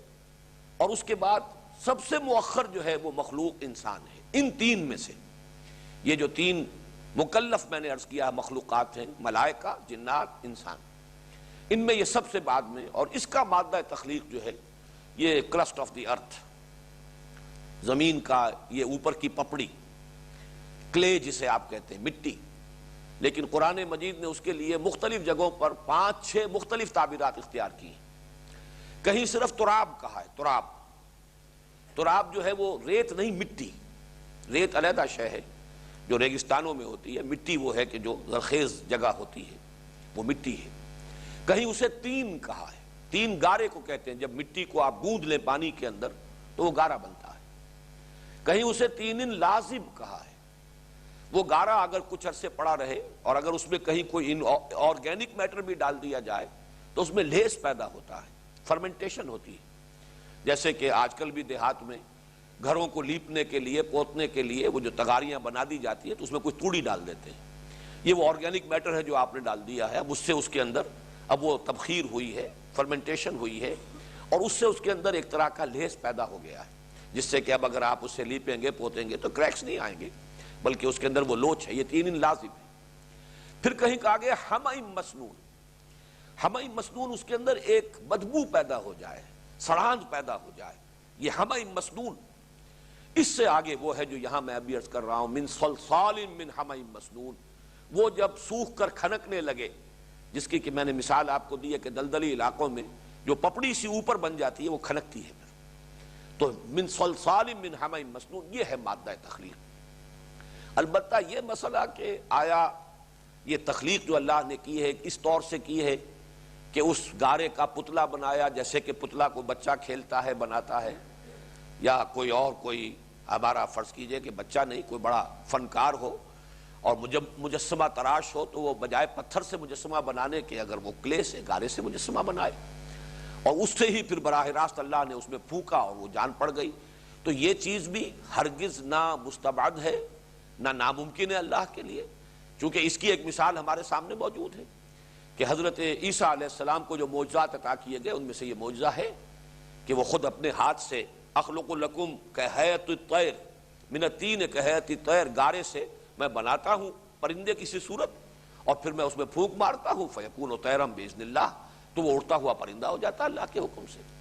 اسی طرح آدم کی تخلیق ہوئی ہو، کوئی ناممکن بات نہیں ہے، عین ممکن ہے اللہ نے ایسا ہی کیا ہو۔ گویا کہ اگر یہ تصور بھی ہے تو یہ کوئی بعید تصور نہیں ہے، بعید از قیاس نہیں ہے، بعید از امکان نہیں ہے۔ پھر اس میں بھی دو امکانات ہیں۔ عام طور پر جو تصور ہے وہ یہ ہے کہ وہ مٹی یہاں سے لے جائی گئی ہے، اب زمین کا کرسٹ آف دی ارتھ ہے، زمین سے بنایا ہے، تراب تو یہاں ہے، یہ آسمانوں پر لے جائی گئی ہے اور وہاں پر پھر اس کا مجسمہ بنا ہے، اور پھر وہاں سے وہ جب روح پھونکی گئی ہے تو وہ آدم کی شکل اختیار کی ہے اس نے، اور پھر انہیں زمین پر اتارا گیا۔ یہ عام تصور ہے۔ میں اس کو بھی کہتا ہوں کہ یہ بھی کوئی ناممکنات میں سے نہیں ہے، اللہ تعالیٰ کے لیے عین ممکن ہے، اس کی قدرت سے بعید نہیں ہے۔ اگر حضرت عیسیٰ علیہ السلام کو اللہ تعالیٰ زندہ آسمان پر لے گیا ہے اور پھر وہ آئیں گے، ہمارا عقیدہ ہے، صحیح احادیث کے اندر اس کی خبر موجود ہے، تو یہ بھی ناممکنات میں سے نہیں ہے۔ لیکن تیسری چیز بھی ناممکنات میں سے نہیں ہے، وہ یہ کہ یہ سارا معاملہ زمین ہی پر ہوا ہو اور تخلیق کا یہ کہ تمام مراحل اسی طور سے طے ہوئے ہوں جس طور سے کہ جو بھی حیاتیات کے علماء اور ماہرین ہیں وہ بیان کرتے ہیں۔ ابھی اس فرق کو چھوڑ دیجئے، ایوولوشن اور میوٹیشن، یہ دو الفاظ علیحدہ ہیں، لیکن ان دونوں میں فرق نہیں ہے اس اعتبار سے کہ وہ اس کو تو تسلیم کرتے ہیں کہ زمین میں تدریجاً یہ حیوانات کا ایک سلسلہ جو ہے اس نے ترقی پائی ہے۔ البتہ یہ کہ لوور سپیشیز سے ہائر سپیشیز کیسے وجود میں آئی، یہ مسئلہ وہ ہے جو ابھی تک حل نہیں ہو سکا، اس لیے کہ جو بھی اس کی تشریح یا جو تعویل اور توجیہ کی تھی ڈاروین نے، اس میں بہت سی ایسی چیزیں ہیں کہ جن کے لیے کوئی سائنٹیفک پروف ابھی تک فراہم نہیں کیا جا سکا۔ یعنی یہ کہ حالات کے تغیر سے جو انسان یا جو ایک جاندار جو آرگنزم ہے وہ اپنے اندر کچھ ایڈیپٹیشن پیدا کرتا ہے اور نئے قسم کے ایکوائرڈ کریکٹرز جو ہیں، نئی صفات حاصل کر لیتا ہے، اور وہ تھوڑی تھوڑی تدریجاً تبدیلی ہوتی ہے، پھر وہ آئندہ اگلی نسل کو منتقل ہوتی چلی جاتی ہے، اور بہت سی نسلوں کے بعد وہ بالکل ایک نئی شکل بن کر نئی سپیشیز بن جاتی ہے۔ یہ چیز ابھی تک سائنٹیفکلی پروو نہیں ہو سکی کہ ایکوائرڈ کریکٹرز جو ہیں، جو کوئی جاندار خود اضافی طور پر اگر کوئی صفات اختیار کر لیتا ہے تو کیا وہ بھی نسل سے میں آگے منتقل ہو سکتے ہیں، اس کا ابھی تک کوئی ثبوت نہیں مل سکا۔ لہذا ڈاروین کے فلسفے کو اپنے ذہن سے نکال دیجیے، لیکن بحیثیت مجموعی یہ تصور کہ یہ زمین میں سے یہ، جیسا کہ اب یہ بھی مختلف الفاظ بھی اس پر دلالت کر رہے ہیں، تراب، تین لازم، حمأ مسنون، صلصال من حمأ مسنون، اور یہ بات جو ہے یہی کہی جا رہی ہے کہ دلدلی علاقوں میں یہ مٹی اور مٹی کے اندر جو آرگینک جو صفات پیدا ہوئی، اور پھر وہ جہاں پانی کا اور مٹی کا مسلسل ایک انٹریکشن تھا، اس کے ذریعے سے وہاں حیات کا آغاز ہوا، وہ ایک یونی سیلولر آرگنزم، پھر اس سے وہ بڑھتے بڑھتے جو ہے مختلف جو یہ وجود حیوانات جو ہے وجود میں آئے، مختلف سپیشیز وجود میں آئی، اللہ تعالیٰ کے حکم سے ہوگا۔ اور اگر وہ بھی ہوا ہو کہ ایک سپیشیز سے دوسری سپیشیز بنی ہو تو وہاں بھی جو خلا ہے وہ اللہ کا حکم کن ہے کہ جو اس خلا کو پر کرے گا۔ اب یہ تبدیلی ہو جائے لیکن گریجولی اس کے اندر ان حیوانات کے اندر یہ ارتقا ہوا ہو، لوور فارمز آف لائف پہلے ظاہر ہوئی اور پھر نسبتاً ہائر فارمز آف لائف ظاہر ہوئی، انہی سے یا علیحدہ سے، ان دونوں امکانات کو رکھتے ہوئے تو یہ بھی کوئی ناممکنات میں سے نہیں ہے۔ میرا اپنا ذاتی رجحان اسی کی طرف ہے۔ یہ سارا قصہ زمین برسر زمین ہی ہوا ہے، اور یہ قصہ زمین برسر زمین ہی طے بھی ہوگا۔ وہ میدان حشر بھی اسی زمین پر ہوگا، اور یہیں پر وہ جنت اور دوزخ کا ابتدائی جنت جو ہے اس کے مراحل اور اونچے درجات جو ہیں وہ تو اور ہوں گے، لیکن یہ کہ یہاں پر جیسے کہ مختلف صورتوں میں آخری جو پارے کی صورتیں ان میں بھی آیا وَجَاءَ رَبُّكَ وَالْمَلَكُ صَفًّا صَفًّا، تو یہ جو معلوم ہوتا ہے کہ اللہ تعالیٰ نزول فرمائے گا۔ کیا اس کی کیفیت ہوگی نزول کی وہ ہم نہیں جانتے۔ اس اعتبار سے یہ تمام چیزیں، چونکہ بائبل میں یہ انداز دیا گیا ہے کہ وہ جنت جو تھی، جو عارضی جنت جس میں کہ حضرت آدم رکھے گئے، وہ آپ اس کو آزمائشی جنت بھی کہہ سکتے ہو، جیسا کہ میں نے کہا ڈیمانسٹریٹ کرنا مقصود تھا کہ پہچان لو اپنے دشمن کو، جو تمہارا ازلی دشمن ابدی دشمن ہے۔ اس اعتبار سے یہ رائے ہے تورات کے مرتبین کی کہ وہ جو جنت تھی وہ اسی زمین پر تھی، کسی اونچی جگہ پر، جہاں پہ کہ ہر طرح کا سامان جو ہے زندگی کی ضروریات بآسانی اور فراوانی کے ساتھ فراہم تھی۔ انہیں کچھ کام نہیں کرنا پڑتا تھا، بڑی آسانی کے ساتھ میووں کی شکل میں انہیں اللہ تعالیٰ کا رزق مل رہا تھا۔ تو وہ جنت کی ایک کیفیت زمین پر تھی۔ میں صرف یہ عرض کر رہا ہوں کہ یہ چیزیں بھی قرآن مجید کے طرز بیان میں ایسا نہیں ہے کہ فٹ نہ بیٹھ سکتی۔ باقی ہمیں یہ سمجھنا چاہیے کہ یہ متشابہات میں سے ان کے بارے میں تیقن کے ساتھ، بالکل تعین کے ساتھ کوئی بات کہنے کی ضرورت نہیں۔ اب میں صرف ایک بات اور کہہ دوں پھر ہم ٹیکسٹ کی طرف چلیں گے۔ یہ جو میں نے 3 مراتب قائم کیے ہیں، ملائکہ، جنات اور پھر یہ حیات عرضی، اور حیات عرضی کی بلند ترین شکل انسان، ہومو سیپینس، یہ جو ہے آج جو فلسفہ ہے سائنس میں، جو کچھ نظریات جو کافی اب ایک طرح سے تو اسٹیبلش فیکٹس کی حیثیت سے قبول کیے جا چکے ہیں، ان میں سے 2 مرحلے جو ہیں وہ سائنس کی گرفت میں آ چکے ہیں۔ وہ بگ بینگ تھیوری اور بہت بڑا ایکسپلوژن ہوا، اور وہ جو مادہ پیدا ہوا اس کے نتیجے میں نہایت گرم، ہمارا سورج جو ہے وہ بھی 1,00,000 ڈگری سینٹی گریڈ تو اس کا ٹیمپریچر ہے اس وقت، اور یہ تو بہت ٹھنڈا ہو گیا ہے۔ وہ جو شروع کا تھا وہ تو نہ معلوم کتنے ملین ڈگریز جو ہے سینٹی گریڈ کا ٹیمپریچر تھا، ایک وہ دور تھا۔ پھر رفتہ رفتہ یہ کائنات ٹھنڈی ہو رہی ہے، اور یہ جو مختلف کرے ہیں وہ بھی ٹھنڈے ہو رہے ہیں۔ زمین کے بارے میں بھی کہ یہ بھی بہت گرم تھی اور رفتہ رفتہ ٹھنڈی ہوئی ہے، اور جیسے ٹھنڈی ہوئی ہے کرسٹ آف دی ارتھ اس کے اوپر وجود اس پر آیا ہے، اور پھر جو بارش وغیرہ اور پانی بخارات جو اسی میں کے نکلے ہوئے ہیں، یا یہ کہ وہ جو بھی دخان جسے قرآن نے کہا ہے، اسی دخان کے اندر جو ہے وہ مختلف گیسز کے انٹریکشن سے پانی بنا اور پھر وہ زمین پر برسا، تو یہ معلوم ہوتا ہے کہ مراحل واقعی یہی ہے۔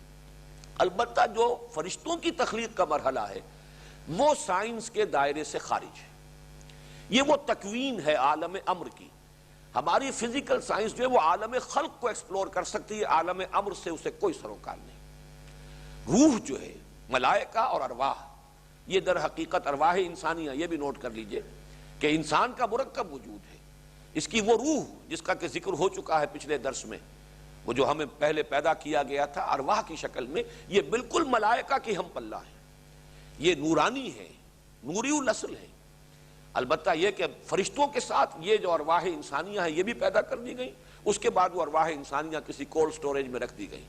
اب جیسے جیسے اس عالم خلق میں ایک انسان کا حیولہ تیار ہوتا ہے رحم مادر میں، وہ روح اس کی لا کر اس کے ساتھ شامل کر دی جاتی ہے۔ تو انسان کا وجود مرکب وجود ہے، روح کے اعتبار سے وہ جنات سے بہت بالا ہے، لیکن یہ کہ محض اپنے مادی جسد کے اعتبار سے وہ جنات سے کم تر ہے، اس لیے کہ جنات کی تخلیق جو ہوئی ہے وہ نار سے ہوئی ہے، اور جبکہ یہ ہمارا مادی وجود جو ہے، جسدی وجود جو ہمارا ہے، یہ مٹی سے بنا ہے، یہ زمین کے اس کرسٹ آف دی ارتھ سے بنا ہے۔ اس اعتبار سے وہ پہلو ہمارا کمتر ہے جنات سے، جبکہ وہ جو ہماری ارواح ہیں وہ تو فرشتوں کے ہم پلہ، بلکہ ایک اعتبار سے ان سب سے بھی بالا تر ہے۔ اور یہی وہ نقطہ نوٹ کر لیجئے کہ ان میں جو روح سب سے اونچی ہے وہ روح محمدی ہے صلی اللہ علیہ وسلم، اور ان سے بالا تر کوئی ہستی نہیں، کوئی فرشتہ نہیں، کوئی وجود جو بھی ہے ذات باری تعالیٰ کے بعد جو بھی وجود ہے۔ صحیح کہا جس نے بھی کہا کہ بعد از خدا بزرگ تو ہی قصہ مختصر، کیا بیان کریں، اس لیے کہ ظاہر بات ہے کہ وہ ارواح انسانیہ ملائکہ سے بالا تر ہیں، جبکہ جھکایا جا رہا ہے فرشتوں کو، سب کے سب فرشتوں کو آدم کے سامنے، تو ان کا تو بالا تر ہونا ثابت ہو گیا۔ نوری الاصل ہونے کے اعتبار سے فرشتے بھی نوری الاصل ہیں اور ارواح انسانیہ بھی نوری الاصل ہیں، اس میں تو مساوات ہے، لیکن پھر فرق مراتب ہے۔ جیسے ملائکہ میں فرق مراتب ہے، جبریل سید الملائکہ ہیں، اسی طریقے سے یہ نوری الاصل مخلوق ہونے کے اعتبار سے ارواح انسانی اگرچہ برابر بنتی ہیں ملائکہ کے، لیکن اپنے مرتبے میں ملائکہ سے بالا تر، اور ان میں بالا ترین اور برترین وہ روح محمدی ہے صلی اللہ علیہ وسلم۔ تو یہ جو 2 درجے ہیں، یہ چونکہ میٹیریل ورلڈ کے ہیں، عالم خلق کے ہیں۔ میں آج کل ایک کتاب پڑھ رہا ہوں علامہ اقبال کے thoughts and reflections of Iqbal, Syed Wahid Ali نے، چونکہ خلافت سے متعلق بعض معاملات پر ایک مضمون میں نے دیکھا کہ ان کی کچھ کوٹیشنز تھی، کچھ ریفرنسز تھے، تو میں بہت خوش ہوا یہ دیکھ کر کہ علامہ اقبال نے ویسے کسی انگریز مفکر کا قول نقل کیا ہے کہ ہماری زبان کی بڑی ہی تنگ دامانی ہے کہ کریشن کا صرف ایک لفظ ہے، اور اس کو آگے اس کی درجہ بندی ہم نہیں کر سکتے۔ علامہ اقبال نے ریفر کیا ہے کہ واقعہ یہ ہے کہ عربی زبان اس اعتبار سے بہت رچ ہے کہ قرآن نے 2 اصطلاحات استعمال کی ہیں، عالم امر، عالم خلق۔ تو جو چیزیں میں بیان کرتا رہا ہوں ان دونوں کے حوالے سے علامہ اقبال کی تحریر کے اندر بھی وہ بات مجھے ملی ہے، خلق اور امر یہ دو عالم ہیں بالکل جدا. جو بھی یہ میٹیریل ورلڈ ہے، ورلڈ آف میٹر، وہ ہے عالم خلق، لیکن عالم امر اس سے ماورا ہے، بالا تر ہے. وہ ہماری فزیکل سائنس کی ریسرچ اور اس کی جو بھی دریافت ہے اس کے دائرے میں وہ آتا ہی نہیں. اس تک ہماری ان جو بھی ہمارے ذرائع ہیں علم کے، سائنٹیفک نالج کے، وہاں تک ان ذرائع کی رسائی نہیں ہے. تو ارواح انسانیہ اور ملائکہ ان کا تعلق عالم امر سے. یہی وجہ قرآن مجید میں ارواح کی تخلیق کا تذکرہ نہیں کیا، ملائکہ کی بھی تخلیق کا تذکرہ قرآن میں کہیں نہیں. نفی تو کی گئی ہے کہ یہ کہتے ہیں کہ ان کو مؤنث بنایا اللہ نے، تو کیا یہ موجود تھے جب ہم نے ملائکہ کو بنایا؟ وہاں پر اگرچہ مجبوراً وہاں پہ پھر لفظ خلق آ گیا ہے، لیکن یہ کہ در حقیقت وہ عالم امر کی شے ہے، ارواح انسانیہ اور ملائکہ. عالم خلق میں یہ نار آ گیا اس لیے کہ ہمارا علم بھی اب تک وہیں تک پہنچا ہے. وہ بگ بینگ، اس سے پہلے کیا تھا اس کو انسانی علم جو ہے نہ جان سکا ہے نہ جان سکے گا. ہمارا علم تو وہیں بگ بینگ سے شروع ہوا ہے، اور وہ بگ بینگ جو ہے اس سے عالم خلق کا آغاز ہوا ہے، اور وہ تھا نہایت، یعنی جس کا کوئی تصور ہمارے لیے ممکن نہیں. آپ 1,00,000 سینٹی گریڈ کا تصور کیجئے ٹیمپریچر کا، وہ تو بہرحال ہمارے لیے تو ان امیجنیبل ہے. وہ تو سورج کا ہے غریب کا، یہ تو بہت ٹھنڈا ہو چکا ہے، اس کی تو اب کوئی حیثیت نہیں رہی. جو اصل اس وقت جو ٹیمپریچر تھا غالباً اگر میں بھول نہیں رہا ہوں تو وہ 15 ملین، یعنی جو بھی آج انہوں نے اندازے لگائے ہیں وہ یہ کہ 15 ملین ڈگری سینٹی گریڈ کا ٹیمپریچر تھا. وہ اس آگ سے ملائکہ کی تخلیق ہوئی ہے، اس جنات کی تخلیق ہوئی ہے. اس اعتبار سے جنات کا قریب تر ہونا ملائکہ سے وہ بھی سمجھ میں آ گیا. نور اور نار کا معاملہ قریب تر ہے. پھر ہم سے مقدم ہے وہ تخلیق میں. وَالْجَانَّ خَلَقْنَاهُ مِن قَبْلُ مِن نَارِ سَمُومٍ، قرآن مجید میں اس کی صراحت بھی آ گئی. لیکن وہ ابلیس کی جس کے ساتھ یہ سارا ماجرا پیش آیا وہ ملائکہ میں سے نہیں تھا، جنات میں سے تھا. یہ سورہ کہف میں آ گیا، کَانَ مِنَ الْجِنِّ فَفَسَقَ عَنْ أَمْرِ رَبِّهِ. تو یہ تمام چیزیں ذہن میں رکھیے. اور آخری بات، اب ہمیں وقت بہت تیزی سے گزر رہا ہے، آگے بڑھنا چاہیے. آخری بات یہ کہ اس سورت کے ان تمام مضامین کو آپ متشابہات کے کھاتے میں درج کر لیجئے. یہ کیسے ہوا ہے، کب ہوا ہے، بس اس کا جو نتیجہ نکلتا ہے اسے تو مضبوطی سے تھامنا ہے ہم نے. لیکن یہ کہ ہمارے تصور سے ماورا ہیں یہ باتیں جو ہوئی ہیں، اور ظاہر بات ہے استعاراتی انداز ہے، اس لیے کہ اللہ کا قول بھی ایسا نہیں ہے جیسے میں آپ سے کوئی بات کہہ رہا ہوں یا آپ ایک دوسرے سے کوئی بات کہیں. اللہ کا کلام، اس کی کیا شان ہوگی. اس قال ربک للملائکہ، اللہ نے کہا، کیسے کہا. بعض جگہوں پر قرآن مجید میں یہ وضاحت کی گئی ہے اللہ تعالیٰ جب کلام فرماتے ہیں تو اتنی دہشت ملائکہ پر طاری ہو جاتی ہے کہ بے ہوش ہو کر گر پڑتے ہیں. وہ تو اس کے بعد جو ہے ان میں سے جو بھی ملائکہ مقربین ہیں وہ کچھ سمجھتے ہیں بات کو. اس قدر اللہ تعالیٰ کی خشیت اور اس وقت دہشت کی کیفیت ہوتی ہے. ماذا قال ربکم، پھر وہ ایک دوسرے سے پوچھتے کیا فرمایا پروردگار نے. قال الحق، وہ کہیں گے کہ حق کہا، جو کچھ کہا. تو معلوم یہ ہوا کہ اس کو اس طریقے سے نہ سمجھیے، یا جیسے حضرت آدم کو سجدہ کرایا گیا تو جیسے کوئی دربار لگا ہوا ہے اور وہ دربار میں وہ سامنے دیکھ رہے ہیں کہ آدم تشریف فرما ہے اور فرشتے سب جھک گئے. اس کو اس طریقے سے کہیں آپ کو اپنے ذہن میں اس کا خاکہ، اس کی تصویر، وہ انسانی جو واقعات جیسے ہوتے ہیں ہمارے مشاہدے اور تجربے کے، اس طرح کا کوئی نقشہ اپنے ذہن میں نہ بنا لے. یہ سب وہ استعاراتی کلام ہے. ہوا ہے یہ اسی انداز میں ہوا ہے، لیکن کیسے ہوا ہے اس کو ہم نہیں سمجھ سکتے. اور جو کچھ کہ اس سے نتیجہ نکالنا ہے بس وہ ہے اصل شے. اس کا محکم حصہ، اس کا شہد جو آپ نے نکال لینا ہے وہ اس کا نتیجہ ہے. اور وہ نتیجہ کیا ہے؟ پہلے حصے کے نتیجے دو ہیں. آدم کا مقام خلیفۃ اللہ فی الارض. نمبر دو، اس خلافت کی اصل بنیاد علم الاسماء ہے جو آدم کو دے دیا گیا. فرمایا وَإِذْ قَالَ رَبُّكَ لِلْمَلَائِكَةِ إِنِّي جَاعِلٌ فِي الْأَرْضِ خَلِيفَةً. اور یاد کرو جب کہ کہا تھا آپ کے رب نے فرشتوں سے میں بنانے والا ہوں زمین میں خلیفہ. اب اس خلیفہ کے لفظ پر بڑی بحث ہوئی ہے. ویسے تو لفظ خلف پیچھے آنے والا خلیفہ، جانشین خلیفہ ہوتا ہے، لیکن یہ کہ اس کا استعمال جو ہے کثرت کے ساتھ وہ نائب کے لیے، جو بھی کوئی نیابت کسی کی طرف سے کسی کو دے دی جائے، اور وہ اس وجہ سے بھی ہو سکتی ہے کہ کوئی شخص جو ہے، کوئی ہستی، اس کا انتقال ہو جائے تو اس کی جگہ پر نائب آ جائے گا، جانشین آ جائے گا، وہ خلیفہ ہوگا. یا فرض کیجئے کسی وجہ سے وہ معذور ہو جائے اور اپنی زندگی ہی میں کسی کو اپنا خلیفہ نامزد کر دے. لیکن ایک سبب جس پر ہمارے مفسرین کا اجماع ہے وہ یہ ہے کہ یہ ظاہر بات ہے نہ اللہ تعالیٰ کے غائب ہونے کی وجہ سے ہے، نہ معاذ اللہ اللہ کو موت آئی نہ آئے گی، حی و قیوم ہے، وہ لا یموت، اس کو موت اس پر وارد ہونے والی نہیں ہے۔ پھر معاذ اللہ کوئی عجز نہیں ہے، پھر یہ کہ وہ کہیں غائب نہیں ہے، ہر آن ہر جگہ موجود ہے۔ لیکن یہ ہے کہ کسی ہستی کے مقام اور مرتبے کے اظہار کے لیے بھی اس کے لیے لفظ خلیفہ استعمال ہوتا ہے، اور آدم کے اور ذریت آدم کے خلیفہ قرار دیے جانے کا جو اصل مطلب ہے وہ یہ ہے کہ اللہ تعالیٰ نے اگرچہ غائب نہیں ہے، وہ حاضر ہے ہر جگہ، ہوا معکم اینما کنتم، لیکن اس نے ایک پردہ غیب حائل کر دیا ہے۔ اس پردہ غیب کے ادھر انسان کو اس نے خلافت عطا فرمائی ہے، اسے نیابت دی ہے، اسے اختیار دیا ہے، اس کو کچھ آٹونومی دی ہے، اور یہ ہے در حقیقت آدم کا وہ مقام اور ذریت آدم کا کہ جو مخصوص ہے اس کے ساتھ۔ تو اس میں دو بحثیں ہیں کہ جب کہا اللہ تعالیٰ نے انی جاعل فی الارض خلیفہ، تو اس سے مراد کیا ہے؟ آیا آدم یا ذریت آدم؟ ایک رائے یہ کہ مراد ہے ذریت آدم، نسل آدم، شخص آدم نہیں، اس لیے کہ یہاں پر لفظ آدم کا تذکرہ نہیں ہے، وہ تو آگے آئے گا، وعلم آدم الاسماء کلہا، یہاں پہ خلیفہ کا لفظ مجرد آیا ہے۔ لیکن اس میں اکثریت کی رائے یہ کہ مراد حضرت آدم ہے شخصاً۔ اس سے آگے بات یہ کہ خلافت کس معنی میں ہے، یہ رائے آج کل بھی بعض لوگ پیش کر رہے ہیں، اور چونکہ ہمارے بزرگوں میں سے اور بڑی شخصیتوں میں سے امام ابن تیمیہ رحمۃ اللہ علیہ کی یہ رائے ہے، لہٰذا ہمارے ہاں اہل علم کا بھی ایک حلقہ ہے، اگرچہ بعض لوگوں نے تو محض یہ جو خلافت کا لفظ ہم نے استعمال کیا ہے تو اس کی تغلیط میں اور اس کی مخالفت میں وہ بات پیش کی ہے کہ اللہ تعالیٰ کی خلافت کا کیا سوال، اللہ تعالیٰ تو خود موجود ہے ہر جگہ پر، ہر آن، اس کو تو کوئی معاذ اللہ نہ موت آئی ہے نہ موت آئے گی، پھر خلافت کا کیا سوال؟ تو آدم یا ذریت آدم کے خلیفۃ اللہ ہونے کا تصور ہی گویا کہ ان کے نزدیک غلط ہے، بلکہ وہ تو یہاں تک بھی الفاظ استعمال کر دیتے کہ تو شرک اور کفر ہے، اللہ کا خلیفہ سے مانی دارت۔ لیکن یہ کہ اچھی طرح نوٹ کر لیجئے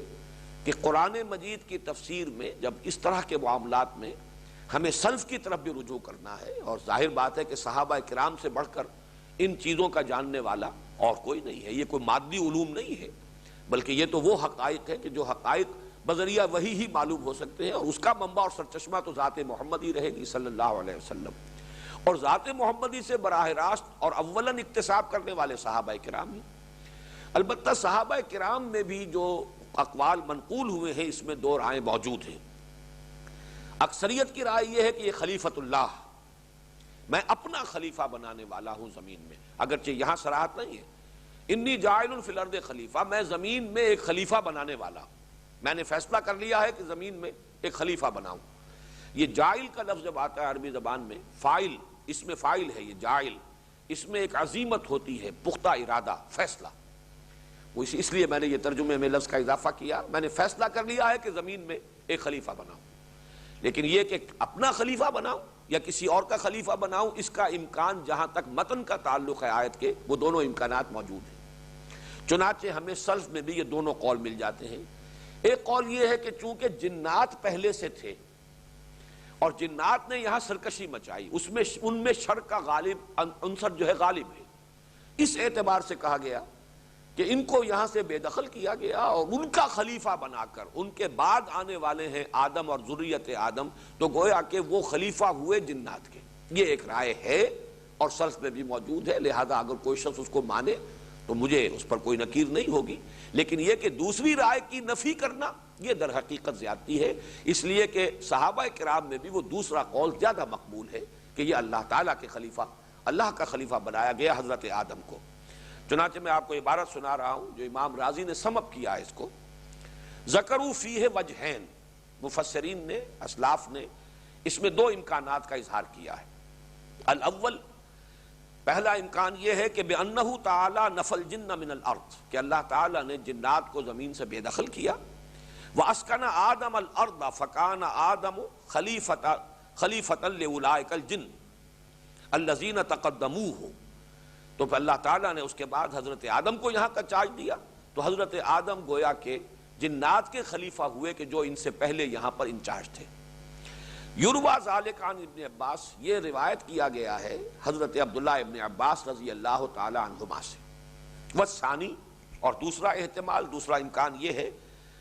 انما سماہ اللہ خلیفۃ لانہ یخلف اللہ فی الحکم بین المکلفین من خلقہ، اللہ تعالیٰ نے نام دیا ہے خلیفہ کا حضرت آدم کو اس لیے کہ وہ اللہ کا خلیفہ، اللہ تعالیٰ کے نائب کی حیثیت سے کام کرے گا زمین میں، اللہ تعالیٰ کی مخلوقات کے مابین حکم کرنے میں۔ وَهُوَ الْمَرْوِي مِنْ ابن عباس وابن مسعود، اور یہ دوسرا قول جو ہے ابن عباس سے بھی مروی ہے اور ابن مسعود سے بھی، عبداللہ ابن مسعود سے بھی، یعنی حضرت عبداللہ ابن عباس سے دونوں قول مروی ہو گئے۔ اس میں ذہن میں رکھیے کہ یہ جو اقوال جو اس طریقے سے منسوب ہو جاتے ہیں، ہو سکتا ہے انہوں نے کوئی رائے اپنی بدلی ہو، پہلے کوئی رائے ہو اور ان کے کسی شاگرد کے علم میں وہ ایک رائے موجود ہو، وہی انہوں نے آگے منتقل کر دی ہے،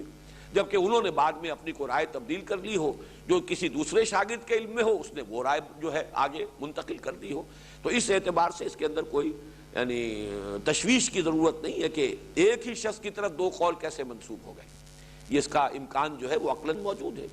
لیکن یہ کہ ابن عباس سے اگر دونوں قول ہیں کہ جو روایت کیے جا رہے ہیں، تو عبداللہ ابن مسعود رضی اللہ تعالی عنہ کبار صحابہ میں سے ہیں۔ عبداللہ ابن عباس اگرچہ علم تفسیر میں ان کا بہت اونچا مقام ہے، لیکن وہ نوجوانوں میں سے ہیں، کبار صحابہ میں سے، بزرگ صحابہ میں سے عبداللہ ابن مسعود ہیں، اور انہوں نے تیقن کے ساتھ یہ کہا ہے کہ یہ در حقیقت اللہ کی خلافت ہے۔ وَهَذَا الرَّأْيُ مُتَأَكَّدٌ بِقَوْلِهِ إِنَّا جَعَلْنَاكَ خَلِيفَةً فِي الْأَرْضِ فَاحْكُم بَيْنَ النَّاسِ بِالْحَقِّ۔ یہ امام راضی اب کہہ رہے ہیں کہ یہ رائے جو ہے دوسری مؤخر الذکر، یہ مؤکد ہے، یہ بہت مضبوط ہو جاتی ہے اللہ تعالیٰ کے اس قول کی روح سے جو حضرت داؤد سے خطاب کر کے اللہ تعالیٰ نے فرمایا کہ یا داؤد انا جعلناک خلیفۃ فی الارض فاحکم بین الناس بالحق، اے داؤد ہم نے تمہیں زمین میں خلافت عطا کی ہے تو لوگوں کے مابین حق کے ساتھ فیصلہ کرو۔ تو گویا کہ وہ خلیفۃ اللہ کہ جو حکم کرے، فیصلہ کرے، اصل میں تو حکم ہے اللہ کا اختیار، ان الحکم الا للہ، لیکن نائب کی حیثیت سے اللہ تعالیٰ نے یہ اختیار آدم اور ان کی ذریت کو دیا ہے، اسی لیے وہ خلیفۃ اللہ فی الارض۔ یہ ہمارے ہاں مفسرین میں سے ابن جریر اور معالم اور بحر اور بیضاوی، یہ تمام بڑی بڑی جو التفاسیر ہیں، ان سب کے اندر یہ رائے موجود ہے۔ جیسا کہ میں نے عرض کیا ہے، اس میں ہمارے بزرگوں میں سے، ائمہ میں سے جو بڑے ہیں، ان میں سے امام ابن تیمیہ ہے کہ جنہوں نے اس سے اختلاف کیا ہے، لیکن بہرحال ان کے اور بھی بہت سے معاملات میں آراء شاذ ہیں، تو شاذ رائے ہر ذہین آدمی کی، ہر جینیس آدمی کی کوئی نہ کوئی بات ایسی ہوتی ہے کہ جس میں وہ دوسروں کے ساتھ موافقت نہیں کر سکتا، لیکن یہ کہ جس چیز پر کہ اجماع ہو، جس پر کہ اکثر نے اتفاق کر لیا ہو، اصل وہی شے ہے کہ جس کو قبول کیا جانا چاہیے۔ باقی یہ کہ قرآن مجید میں، اب میں پھر عرض کروں گا کہ مکی قرآن میں 4 ایسے اسلوب اختیار کیے گئے ہیں کہ جن کو اگر سامنے رکھا جائے تو یہ خلافت واقعتاً اللہ کی خلافت کے سوا کوئی اور خلافت نہیں بن سکتی۔ جو مقام ہے وہ آدم کا، وہ تو اسی کے اعتبار سے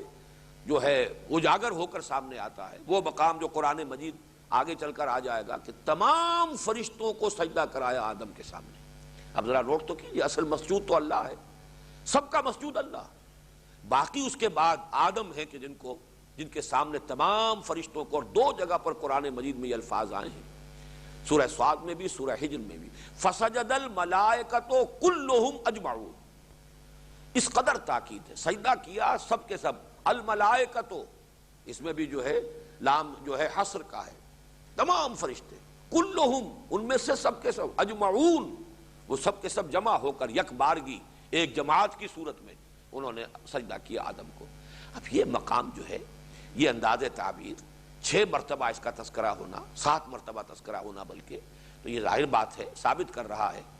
کہ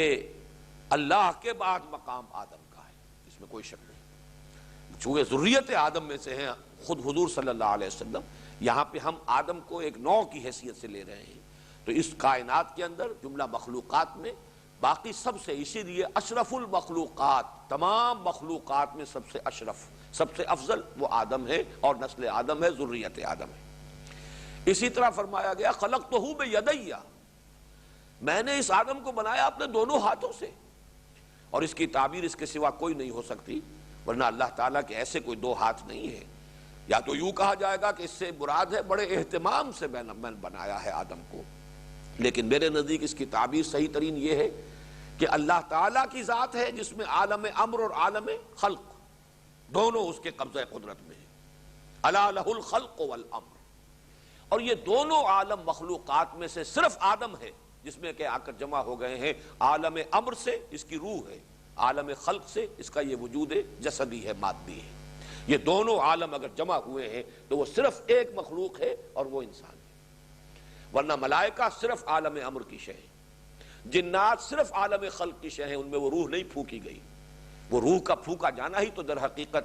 حضرت آدم کی اس شرف کو اور ان کی اس مقام اور مرتبے کو واضح کرتا ہے، جیسا کہ دو جگہ پر آیا ہے فَإِذَا سَوَّيْتُهُ، سورہ حجر اور سورہ صاد۔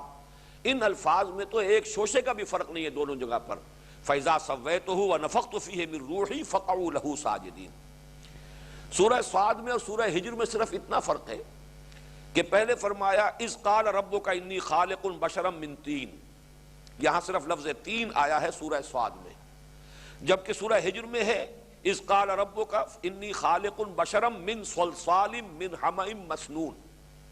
اس آیت میں تو تین اور صلصال من حمإ مسنون کا فرق ہے، آگے دو آیتیں بالکل وہی ہیں جو رپیٹ ہوئی ہیں، فَإِذَا سَوَّيْتُهُ وَنَفَخْتُ فِيهِ مِن رُوحِي فَقَعُوا لَهُ سَاجِدِينَ فَسَجَدَ الْمَلَائِكَةُ كُلُّهُمْ أَجْمَعُونَ۔ فرشتوں نے سب کے سب نے سجدہ کیا۔ اب ظاہر بات ہے اس کے ساتھ تو یہی مناسبت رکھنے والی شے ہے، خَلَقْتُهُ بِيَدَيَّ، جسے میں نے اپنے دونوں ہاتھوں سے بنایا۔ عالم خلق عالم امر دونوں جمع ہو گئے اس ہستی کے اندر۔ اسی طریقے سے وَلَقَدْ كَرَّمْنَا بَنِي آدَمَ وَحَمَلْنَاهُمْ فِي الْبَرِّ وَالْبَحْرِ وَرَزَقْنَاهُمْ مِنَ الطَّيِّبَاتِ وَفَضَّلْنَاهُمْ عَلَى كَثِيرٍ مِّمَّنْ خَلَقْنَا تَفْضِيلًا۔ اور یہ نوٹ کیجئے سورہ بنی اسرائیل میں جو میں نے بتایا کہ چھٹے رکوع میں جو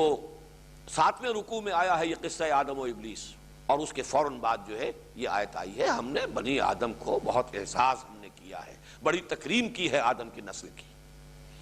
اسی طریقے سے حدیث میں ایک لفظ آیا ہے، اگرچہ قرآن میں نہیں ہے لیکن تورات میں موجود ہے، and God created man in his own image۔ اللہ نے انسان کو بنایا خود اپنی شکل پر،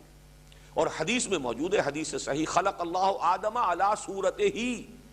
اللہ نے آدم کو اپنی صورت پر بنایا۔ صورت سے مراد یہ شکل نہیں ہے، یہ فیچرز نہیں ہے، یہ جسم نہیں ہے۔ میں پھر یہی کہوں گا کہ اس کی تعویل وہی ہے کہ خلق اور امر دونوں کو جمع کر دینا یہی ہے در حقیقت، یا اللہ کی ذات میں اختیار کے اعتبار سے جمع ہے خلق بھی اور امر بھی، الا لہ الخلق والامر، یا پھر انسان کے وجود میں آ کر یہ دونوں عالم جو ہے یکجا ہو گئے ہیں، جمع ہو گئے ہیں۔ اور اس میں پھر مدنی صورتوں میں سے سورہ احزاب میں جو انداز بیان آیا ہے، اِنَّا عَرَضْنَا الْأَمَانَةَ عَلَى السَّمَاوَاتِ وَالْأَرْضِ وَالْجِبَالِ فَأَبَيْنَ أَن يَحْمِلْنَهَا وَأَشْفَقْنَ مِنْهَا وَحَمَلَهَا الْإِنسَانُ۔ کوئی ہے شے، امانت ہے کوئی اللہ کی کہ جو اللہ تعالیٰ نے، اب اس کو بھی استعارہ کہیں گے کہ ہم نے آسمانوں پر، زمین پر، پہاڑوں پر، ہر شے پر پیش کیا، سب ڈر گئے، سب نے گھبرا کر انکار کیا، انسان نے اس بار کو۔ آسماں بار امانت نہ تواں گشت، وہ جو آتا ہے کہ وہ نہیں اٹھا سکے، آسمان بھی نہ اٹھا سکا۔ قرائے فال بنام من دیوانہ زدن، یہ تو میرے ہی نام جو ہے اللہ تعالیٰ کی طرف سے قرآن نکلا ہے، میرے نزدیک وہ روح ہے، وَنَفَخْتُ فِيهِ مِن رُوحِي، یہ ہے اصل میں وہ جو اعزاز اور اکرام کی اصل بنیاد ہے۔ اس لیے مسجود ملائک بنے ہیں، وہ ہومو سیپینز مسجود نہیں ہے، مسجود تو در حقیقت وہ ہومو سیپین ہے جس میں کہ روح خداوندی پھونک دی گئی ہے، اس اعتبار سے اس کا وہ مقام و مرتبہ بنا ہے۔ یہاں میں ایک بات اور عرض کر دوں، اس لیے کہ مجھے نہیں معلوم کہ پھر اس کا موقع ملتا ہے یا نہیں ملتا۔ میں نے چونکہ ابھی عرض کیا ہے کہ میرا اپنا ذاتی رجحان ہے ایوولوشن کی طرف، اور یہ میرا کیا مولانا روم کا ہے، ابن مسکوے کا ہے، یہ سارا ڈارون کے تو ابھی آباء و اجداد کا بھی کہیں وجود نہیں تھا، یہ تو کل کی شے ہے۔ ہمارے مفکرین اور ہمارے حکماء جو ہیں اس نظریہ ارتقاء کو اس سے بہت پہلے 780 پیکر دیدام پشچ ترسم کے مردم کم شبم، میں پہلے نباتات کے عالم میں تھا، پھر پہلے جمادات کے عالم میں تھا، پھر نباتات کے عالم میں آیا، پھر حیوانات کے عالم میں آیا، میں نہ معلوم کہاں سے ہوتا ہوا آ رہا ہوں۔ مجھے کوئی اندیشہ نہیں ہے کہ موت جو ہے میرے اندر کوئی شے کم کر دے گی۔ وہی بات کہ هو الذی خلق کنتم امواتا فاحیاکم ثم یمیتکم ثم یحییکم ثم الیہ ترجعون، میرے لیے موت کا کیا سوال؟ یہ تو ثابت ہے سورہ قرآن، ہمارے لیے موت کا کوئی تصور ہے ہی نہیں، کوئی اینڈ ہے ہی نہیں، اس لیے کہ اہل سنت کے نزدیک جنت اور دوزخ دونوں ابدی ہیں، چاہے ادھر گئے چاہے ادھر گئے۔ امام ابن تیمیہ اور ابن عربی کے نزدیک جہنم ابدی نہیں ہے، ایک وقت آئے گا کہ ختم ہو جائے گی، جنت ابدی ہے، ہمیشہ رہنے والی ہے۔ بہرحال وہ مسئلہ جو ہے وہ میں نے اس سے پہلے ڈسکس نہیں کیا، اس وقت میں یہ عرض کر رہا ہوں کہ یہ ایک تصور جو ایولیوشن کی روح سے سامنے آتا ہے، قرآن مجید کا ایک مقام ایسا ہے جو اس کی بڑی بھرپور تائید کرتا ہے، وہ سورہ اعراف کا مقام ہے۔ وہاں جمع کے صیغے سے بات شروع کی گئی ہے، وَلَقَدْ خَلَقْنَاكُمْ، ہم نے تمہیں بنایا، پیدا کیا، ثُمَّ صَوَّرْنَاكُمْ، پھر تمہاری تصویر کشی کی، تمہارا نقشہ بنا دیا، تمہارے فیچرز بنا دیے، تمہاری صورت گری کی۔ ثُمَّ قُلْنَا لِلْمَلَائِكَةِ اسْجُدُوا لِآدَمَ، پھر ہم نے کہا فرشتوں سے کہ جھک جاؤ آدم کے سامنے۔ یہاں یہ نہیں کہا کہ ہم نے آدم کو بنایا اور اس کی صورت گری کی اور پھر ہم نے کہا فرشتوں سے کہ جھک جاؤ آدم کے سامنے، وہاں جمع کا صیغہ ہے۔ معلوم ایسا ہوتا ہے کہ ایک نو پہلے وجود میں آئی ہے، ہومو سیپینس ایک نو کی حیثیت سے پہلے وجود میں آئی ہے، اور اس نو میں سے ایک سلیکٹڈ انڈیویجول آدم ہے علیہ الصلوۃ والسلام۔ لیکن اب یہ حیوان محض نہیں رہے، جب تک محض ایک نو جو ہے ہومو سیپینس کی تھی اس وقت تک وہ حیوان تھے، لیکن جب ان میں سے ایک سلیکٹڈ کو لے کر اس میں وہ روح ہے باری تعالیٰ جس کو اپنی طرف منسوب کر رہے ہیں، نفخت فیہ من روحی فَإِذَا سَوَّيْتُهُ وَنَفَخْتُ فِيهِ مِن رُوحِي۔ اب یہاں پر واحد کا صیغہ آ رہا ہے، جب میں اس کی پوری نوک پلک سوار دوں اور اس میں اپنی روح میں سے پھونک دوں، تو جس میں وہ روح پھونکی گئی ہے وہ ایک انڈیویجول ہے اس نو کا، وہ ہومو سیپینس میں سے ایک ہے، فرد جس کو اللہ نے چنا ہے اور اس کے اندر اس روح کو پھونکا ہے، اب وہ آدم بن گیا ہے، اب وہ نرا ہومو سیپینس نہیں ہے۔ اور یہ بالکل ممکن ہے کہ جیسے ہماری بڑی بڑی سپیشیز جو ہیں بالکل معدوم ہو گئی، ڈینوسارز وغیرہ جن کے اتنے بڑے بڑے مجسمے نکلتے ہیں، لیکن یہ کہ اب ان کا کہیں وجود نہیں ہے، وہ بقیہ نو پوری کی پوری ختم ہو گئی ہو، صرف اس کے بعد آدم جو ایک انڈیویجول تھے، اس ایوالڈ سپیشیز کے ایک انڈیویجول جن کو اللہ نے چنا اور جس میں پھر روح پھونکی ہے، نسل آدم اب باقی ساری بھی ہے جو دنیا کے اندر موجود ہے، وہ اسی ایک فرد کی نسل ہے۔ اس میں قطعاً کوئی شے مستبد نہیں، نہ سائنٹیفک اعتبار سے نہ قرآن کے اعتبار سے۔ قرآن مجید میں اس کے شواہد جو ہیں موجود ہیں، اس لفظ میں بھی موجود ہیں، ان اللہ اصطفیٰ آدم و نوحا وآل ابراہیم وآل عمران علی العالمین۔ آدم کو بھی چنا ہے اللہ نے، چنا جاتا ہے کسی مجموعے کے اندر سے، کسی کوئی مجموعہ ہے آپ چن لیتے ہیں، جیسے میں کہا کرتا ہوں استفاء اور اجتباء کا فرق جو ہے کہ کوئی گلاب کا پودا ہے اس میں 10 پھول لگے ہوئے ہیں، کسی کا دستے ہنائی اس میں سے ایک پھول کو چن لیتا، یہ چننا ہے، باقی 10 بھی پھول گلابی کے تھے لیکن ایک چن لیا ہے، یہ اس کی قسمت ہے جس کو چن لیا ہے کسی کے دستے ہنائی نے۔ تو یہ ہے استفاء، پسند کر لینا، چن لینا۔ تو یہ در حقیقت استفاء کا لفظ جو ہے حضرت آدم پر بھی اس کا اطلاق ہوا ہے، ان اللہ اصطفیٰ آدم و نوحا وآل ابراہیم وآل عمران علی العالمین۔ ظاہر بات ہے کہ اگر آل ابراہیم کو چنا ہے تو پوری نوع انسانی میں سے چنا ہے، نوع انسانی تھی، پوری نسلیں تھیں، ان میں سے آل ابراہیم چنے گئے ہیں۔ تو اسی طریقے سے عین ممکن ہے، میں یہ سارے امکانات کے درجے میں رکھ رہا ہوں، لیکن میں یہ بتا دینا چاہتا ہوں کہ یہ تصورات کمپیٹیبل ہیں، یہ ریکنسائل کرتے ہیں قرآن کے بیان کے ساتھ، ایسا نہیں ہے کہ ریکنسائل نہ کر سکتے ہو۔ باقی کسی کا تصور یہ ہو کہ مٹی سے ہی ایک مجسمہ بنا کر پھونک ماری گئی، یا یہ کہ وہ مٹی آسمان پر لے جائی گئی اور وہاں سے پھر ان کو نیچے اتارا گیا، تو اس میں بھی کوئی بات، جو شخص یہ مانتا ہے وہ بھی خلاف قرآن میں اسے نہیں کہوں گا، قرآن مجید میں اس کا بھی امکان موجود ہے۔ اور یہی در حقیقت قرآن مجید کے اعجاز کا بہت اہم پہلو ہے، ایک عام آدمی کی ذہنی سطح پر بھی اصل بات تو یہ بتانی اللہ نے بنایا، خالق وہ ہے، یہ بات ہے جو سمجھانی ہے ہر ایک کو، ایک خالق ہے، اس نے تمہیں بنایا، وہ تمہارا مالک ہے اور تمہیں اس کے پاس واپس بھی جانا ہے، انا للہ و انا الیہ راجعون، اصل بات تو یہ بتانی ہے۔ باقی کیسے بنایا، کن مراحل میں سے بنایا، کن مدارج میں سے بنایا، کس شے سے بنایا، اب اس میں جو وسعت ہے قرآن کی کہ صرف تراب نہیں کہا، کہ یہ بھی کہا جا سکتا ہے، بہت ٹیکسنگ کر رہا ہے قرآن، ذہن پر بوجھ ڈال رہا ہے، من صلصال من حمأ مسنون، اتنے ثقیل الفاظ،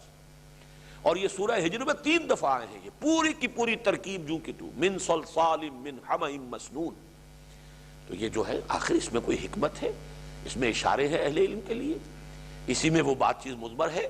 کہ جب تمہارا علم بڑھے گا، جب تم سمجھو گے ان چیزوں کو، تب تم پر یہ حقیقت اور مبرہن ہو جائے گی، سنوریہم آیاتنا فی الآفاق وفی انفسہم حتی یتبین لہم انہ الحق۔ ہم انہیں اپنی نشانیاں دکھائیں گے آسمانوں میں اور زمین میں، یہاں تک کہ یہ حقیقت ان پر بالکل منکشف ہو جائے گی۔ آسمانوں میں، زمین میں، ان کی اپنی جانوں میں نشانیاں دکھائیں گے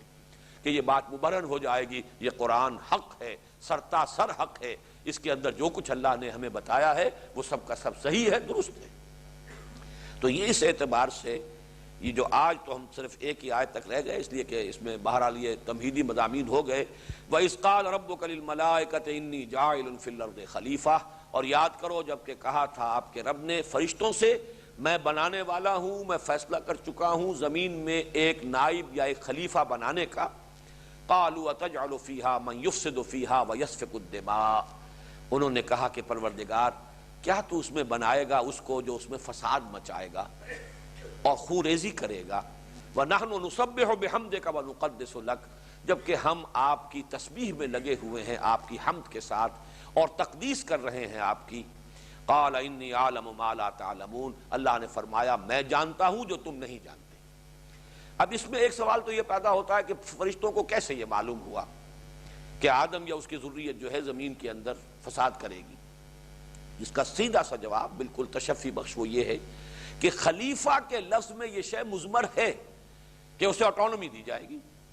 آٹونومی ہوگی جہاں اختیار ہے اس کے غلط ہونے کا اور غلط استعمال ہونے کا امکان موجود ہے۔ جہاں اختیار نہیں ہے، فرشتے جو ہیں وہ تو جو حکم ہے وہی کرتے ہیں، کوئی اختیار نہیں، they have no choice۔ اہل سنت کا مجمع علیہ عقیدہ یہی ہے، لہذا کوئی فساد کا سوال نہیں۔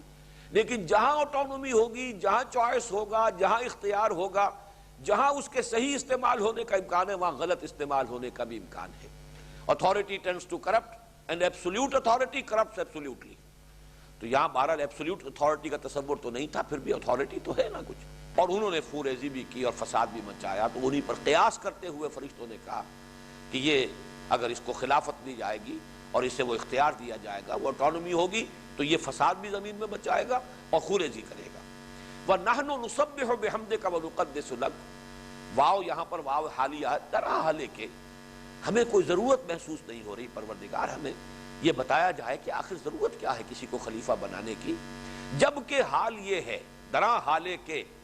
ہم آپ کی تسبیح میں لگے ہوئے حمد کے ساتھ اور آپ کی تقدیس کر رہے ہیں۔ یہ دو الفاظ یہاں جمع ہو کر آئیں، تسبیح و تقدیس، ان کو سمجھ لیجئے۔ اگرچہ پاکی بیان کرنا، پاکی بولنا، ان دونوں کا ایک لفظ میں ترجمہ کیا جائے تو یہی ہے، لیکن تسبیح کا لفظ بنا ہے سبح سے، سبح کے معنی تیرنا۔ کوئی شے تیزی کے ساتھ حرکت کرے، اگر وہ پانی میں تیزی سے حرکت کر رہی ہے تو ڈوبے گی نہیں، سطح پر برقرار رہے گی۔ اگر وہ ہوا میں تیزی سے، خلا میں تیزی سے حرکت کر رہی ہے تو اپنے مدار پر اور اپنی سطح پر برقرار رہے گی۔ تو اس کے اندر ایک حرکت، تیزی کے ساتھ، گرم جوشی کے ساتھ، یہ جو ہے سرگرم ہونا، یہ اس لفظ کے اندر موجود ہے۔ کسی کے حکم کی بجا آوری میں سرگرمی دکھانا، اور اس درجے کہ اس کا ہر حکم جو ہے اس کے لیے واجب الاطاعت ہو جائے، تو تسبیح کا یہ اصل مفہوم ہے جو تقدیس سے اسے علیحدہ کرتا ہے۔ تقدیس کا مفہوم اعتقاد کے اعتبار سے زبانی طور پر اور اقرار کے درجے میں کسی کی بڑائی، کسی کی بزرگی، کسی کا ہر نقص سے، عیب سے پاک ہونا، یہ تقدیس ہے۔ اس میں اعتقاد اور نظری اور فکری ایلیمنٹ زیادہ ہے۔ تسبیح اپنے عمل سے، اپنے رویے سے ظاہر ہو جائے کہ یہ اس کی بزرگی، اس کی عظمت اور اس کے اختیار اور اس کے اقتدار اور اس کی عظمت کے سامنے اپنے آپ کو جھکائے ہوئے ہے، تو معلوم یہ ہوا کہ ہم آپ کے تمام فرامین، احکام، آپ کی تمام مشیتوں، آپ کے تمام ارادوں، جو بھی آپ کا حکم ہے، ان کو بجا لا رہے ہیں پوری سرگرمی کے ساتھ اور آپ کے حمد کے ساتھ، شکر ادا کرتے ہوئے۔ یہ بڑا پیارا یہاں پر ہے نسبح بحمدک، اس لیے کہ گویا کہ ہم شکر ادا کر رہے ہیں کہ ہمیں آپ کے احکام کو بجا لانے کا موقع ملا۔ منت منہ کی خدمت سلطان ہمی کنی، منت شناس ازو کہ بخدمت میں داشتت، ہم تو آپ کا شکر ادا کرتے ہوئے، آپ کا احسان مانتے ہوئے، آپ کی حمد کے ترانے الاپتے ہوئے، آپ کے احکام کی بجاوری میں پوری طرح سرگرم ہیں، اور جو بھی آپ کی تسبیح و تقدیس ہے اس کا حق ادا کر رہے ہیں، تو کوئی ضرورت کا احساس نہیں ہو رہا کہ جس کی وجہ سے خلافت دی جا رہی ہو اور کسی کو خلیفہ مقرر اور معین کیا جائے۔ فرمایا انی اعلم ما لا تعلمون، میں جانتا ہوں جو تم نہیں جانتے۔ اب اس کی مزید شرح جو ہے وہ آگے ہوگی انشاءاللہ کل۔ بارک اللہ لی ولکم فی القرآن العظیم ونفعنی وإیاکم بالآیات والذکر الحکیم۔